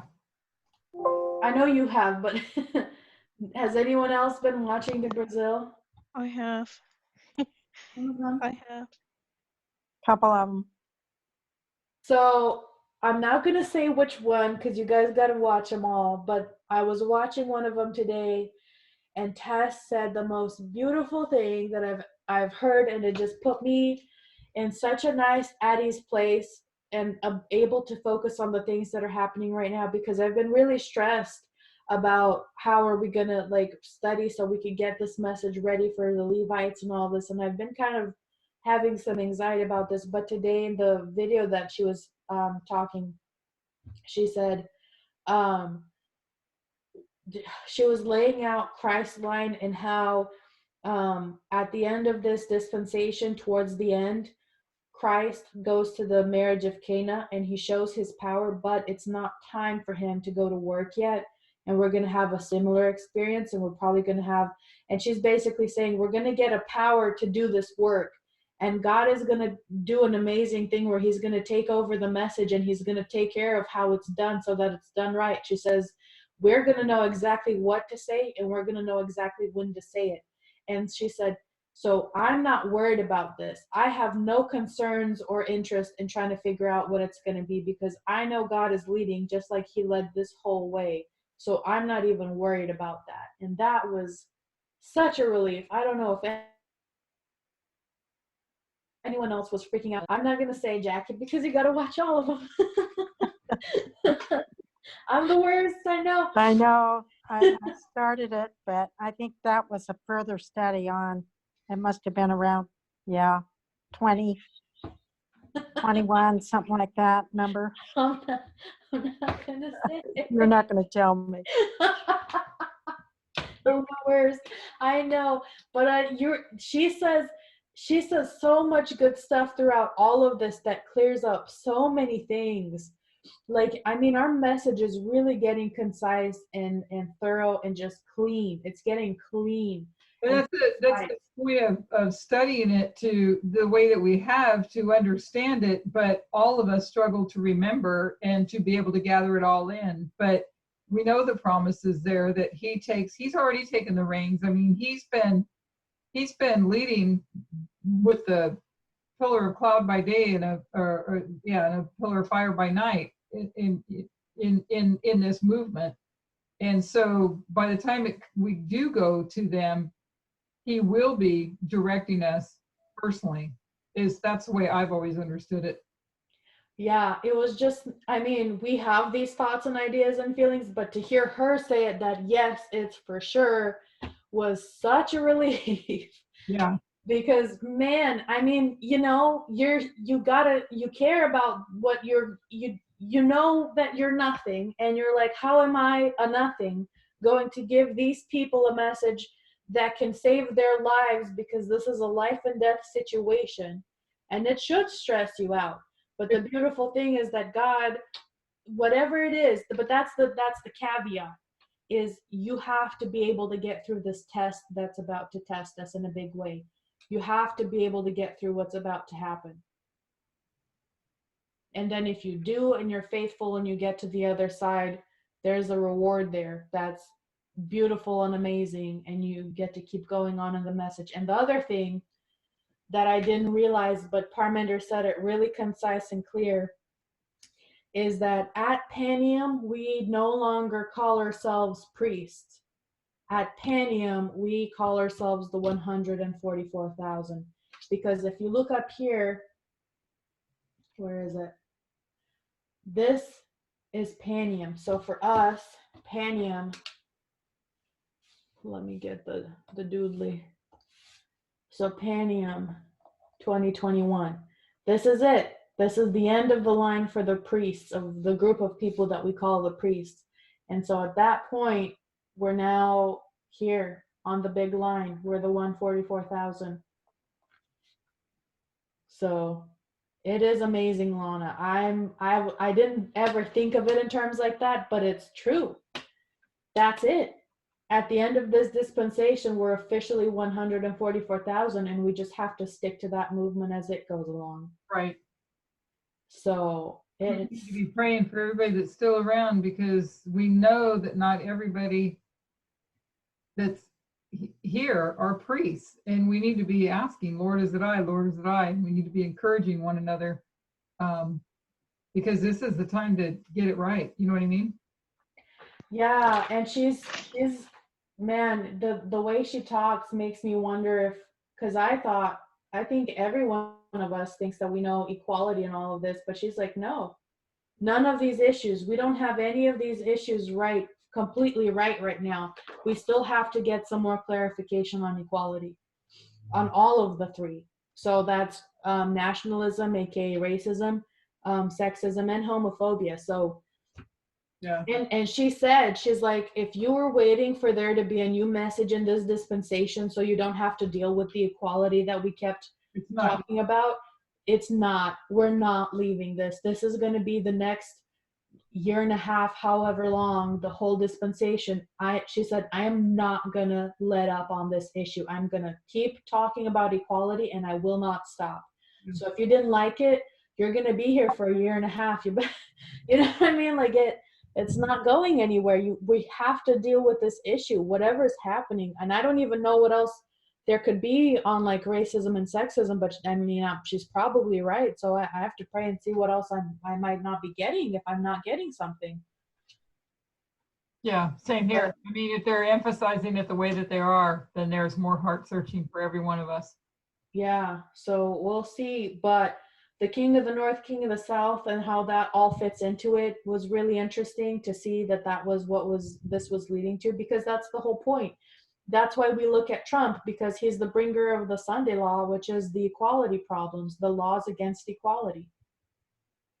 And Putin already did that. Yes. It's so, yeah, what's going on in Russia is so prophetic. I don't see any, Russian Adventists talking about it in a serious manner. But this is so, it's like Sunday law is going on there.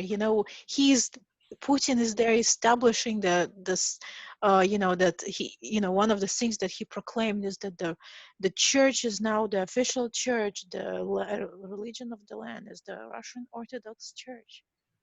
I mean, what else do you want if you're an Adventist?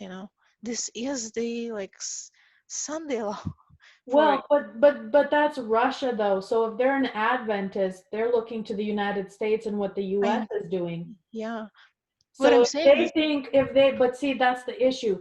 Adventists, they see themselves as akin to all Protestants. So if they see Protestants winning in the United States, they think, oh, this is great.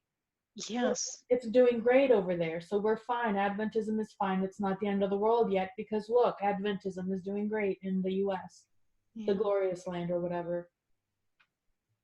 So it's just there's too many things. Exactly, John. Exactly. So they're really focused like this, exactly like this Parminder said.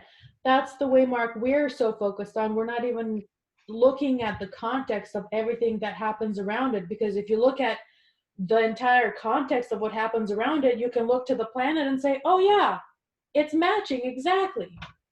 You know what I mean? Instead of focusing on one law about a Sabbath issue and you're not looking at the context, you're going to miss everything else that happens around it. And the context is there to help you know where to place it. So it's pretty intense, but those Brazil studies were so good. So we haven't caught up yet. Is there any videos that they've talked about voting? Are we supposed No, not one. About voting, did you say? Correct, yes. I thought I heard, not to say I thought, I think I heard there was a discussion. I think it's Q&A, and Elder Parminder was answering the questions, from people, and somebody asked, participating in this, protest or whatever, to be involved actively in the Unions. politics. He was asked about unions.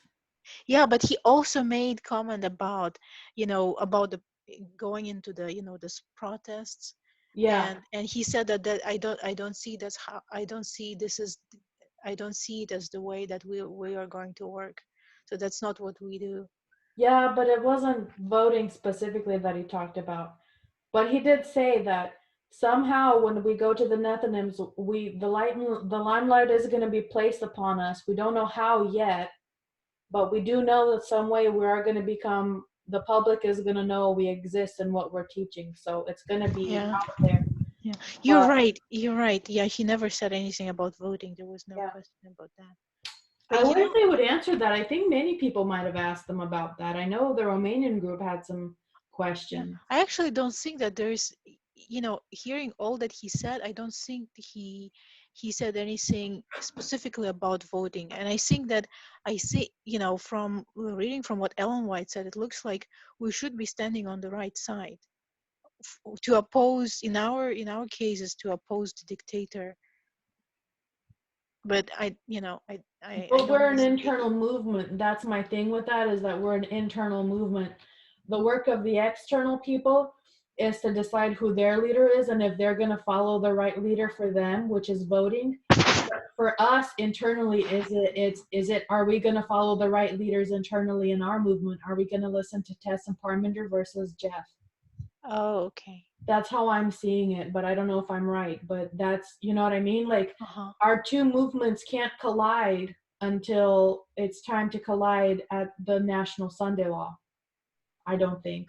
But I could be wrong. It's just how I've been trying to figure it out myself. Because otherwise, if we're supposed to, then yeah, I'd get registered and vote if that's what, we're supposed to do. But they haven't taught about. I wish they would answer that question. Because time's a waste and people would want to get registered. Remember, the church goes through the judgment at the same time as the country. So United States is under the judgment as well as SDA. So in SDA, we have to choose the right leader. And outside in United States, the Nethinims go through the judgment. They have to choose the equality and all this the way it is for them, you know, so they're the ones voting. Yeah. They're the ones that, you know, are choosing on which side they are. Mm-hmm. So this is making me wonder because I don't know if you guys seen me on the WhatsApp, but if I'm sure Lana has seen, if you got all the way to the Q&A, you did hear Parminder say in that one video that we're supposed to pray for God to raise up the person who's going to open up the message. So is there going to be like a third leader? Maybe not a leader, maybe more like, you know, present that subject. A teacher? Yeah. If they're going to open up such big issues as equality and nature of man, I'm pretty sure they're going to get ordained. You know what I mean? If they're chosen by God to do that, because Tess was brought up to teach her stuff and Parminder his, so it sounds like we're praying for a special special situation here. So, but yeah. Well, he's referring to where he talks about glory 1 and glory 2. That glory 2 is what's going to happen at the actual resurrection. And understanding that, that's, I believe, the nature of man 2 study that they're talking about. Yeah. If I understood it correctly. Anybody else?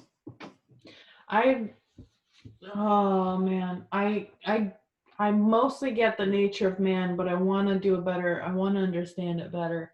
Well, then, if your mom's on here, did she finish? I don't remember. I don't think she finished Hosea last week. If not, then we'll finish that. But otherwise, I'm kind of trying to put together some and pull from some of the old notes that we did back when back in 2017. Oh, could we finish Hosea? Did you hear Parminder actually went into that a little bit? Yeah, we can. I'm just asking if you haven't. I didn't know if you did or didn't. I don't know that we did either. I think we got stuck and time ran from us. Well, your mom's there, so. Mom? What? We're listening. I don't think we finished your study last week, right? No, we didn't. We just started and we got tangled, so. Yay! Let's get tangled. I swear I heard Parminder say he started talking about the 3 groups. Yes, he spoke about Hosea chapter 2. But in another video in Uganda, I think he spoke about chapter 1. So he's not commenting about the whole thing. He just makes a little reference here and there. Yeah, but he pointed out that it was one way in that chapter, and then Paul actually took it and changed it from what it was originally in its context. So it's not like Paul was explaining what it was to help us understand it. Paul actually took what its original context was and he took it out and changed it around to match whatever he needed it to match in his history. Yes, because Hosea says, you are not my people, but you will be my people. Yeah. And then Paul says that those are the Gentiles.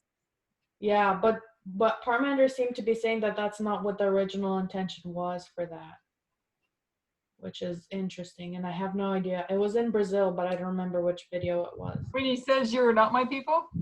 Yeah. I don't know which verse, but it's chapter 2.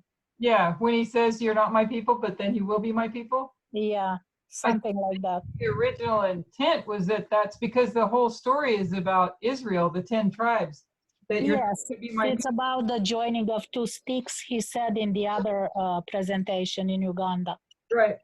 Yeah.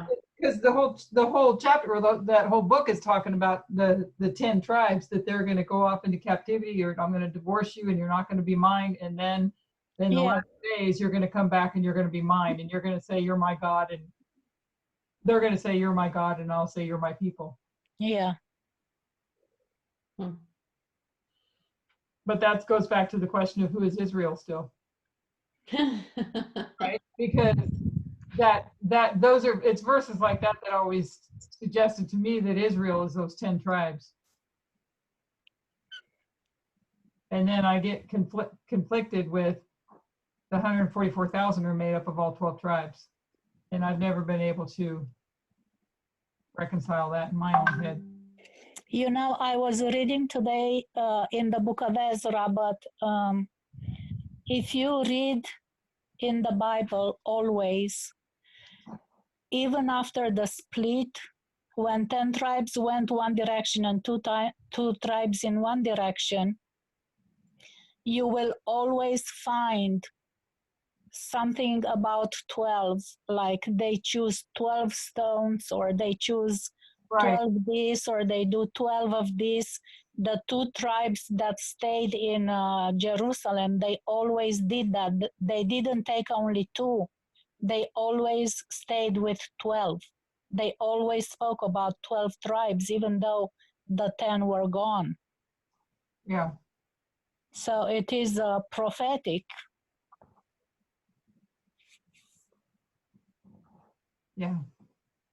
And I was going through, finished up Second Chronicles. I want to say it was chapter 25, but when he assigns the singers, when they organizing, because all that organizing is happening and going to be happening, of putting everybody in their place, and the songs that they sing, it's the psalms. They were singing psalms, and the psalms were the song of the Lord. They were songs of the Lord, and they're singing the songs, and they're going to sing the songs in perfect harmony.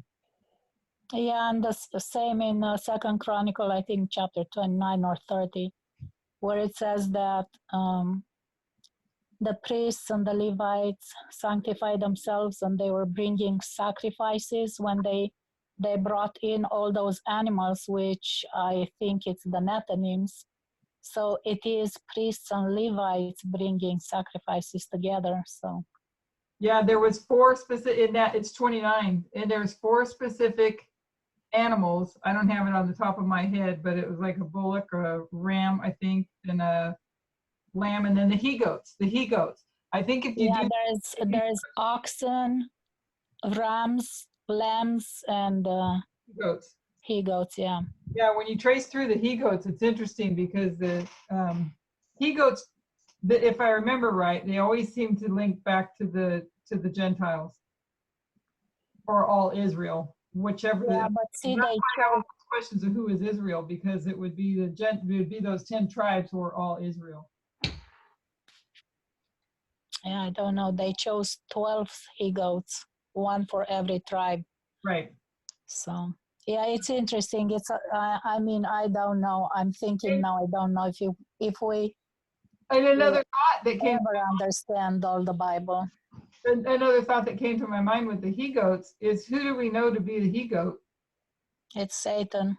No, yeah, I know that, but in the statue, which one is represented by a he-goat? Alexander the Great.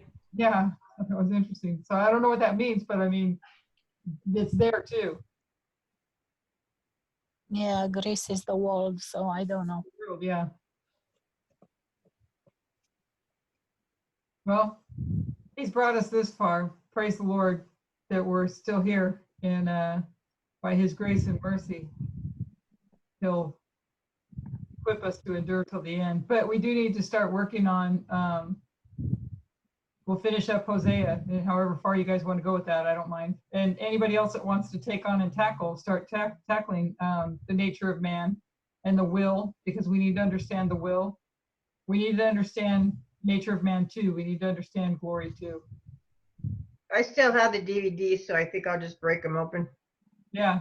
And then First Chronicles chapter 15, we want to start looking at. That's good study. Now let's pray. Yeah. Dear Heavenly Father, Lord, we thank you for all that we're able to learn tonight. We thank you for all the light that's been opening up in Brazil and that's going to continue to open up, and the messages that are coming up in front of us. Lord, it's such a beautiful message that you have that's doing a work in us, preparing us, Lord, changing us to be the kind of people we always wish we could be, and now you're making it possible. and you're showing us how to do it, and we thank you for that, Lord. We thank you for all your patience with us. We thank you for striving with us and not letting us go. Lord, continue to impress upon our hearts and minds the importance of the issues of equality. Help us to see and understand places where we're weak on these things, things that we're not seeing or understanding about ourselves that are keeping us from fully grasping the ideas of equality and how they work. Help us both to be able to understand these things. Help us to be able to endure the test that's coming up. Lord, help us to be faithful. And even if we don't understand everything immediately right away, help us to have faith and push through no matter what, so we can get all the way to the end. We ask that you raise up whatever messenger that's going to open up these issues that have been coming up with nature of man and the equality issue. Prepare that person and prepare our hearts to accept whatever the message is and who the messenger is. Be with us and the Levites and the Nethinims. Be with the leaders in this movement. Help them and guide them and give them strength to keep going and keep them from exhaustion, even though they have a battle on every side, everywhere they go, Lord. Continue to be with your movement as we try to push through everything we're dealing with. As you always have, you've always led us, Lord. Continue to impress our mind upon our hearts and minds the important issues that we need to grapple with and overcome. Be with us the Sabbath day.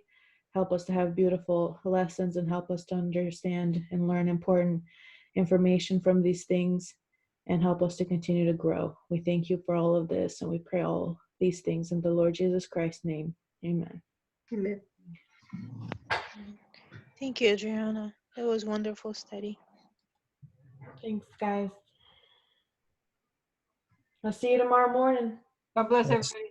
God Thank you. bless. Bless you. Happy Sabbath. See you in the morning. Happy Good Sabbath. night.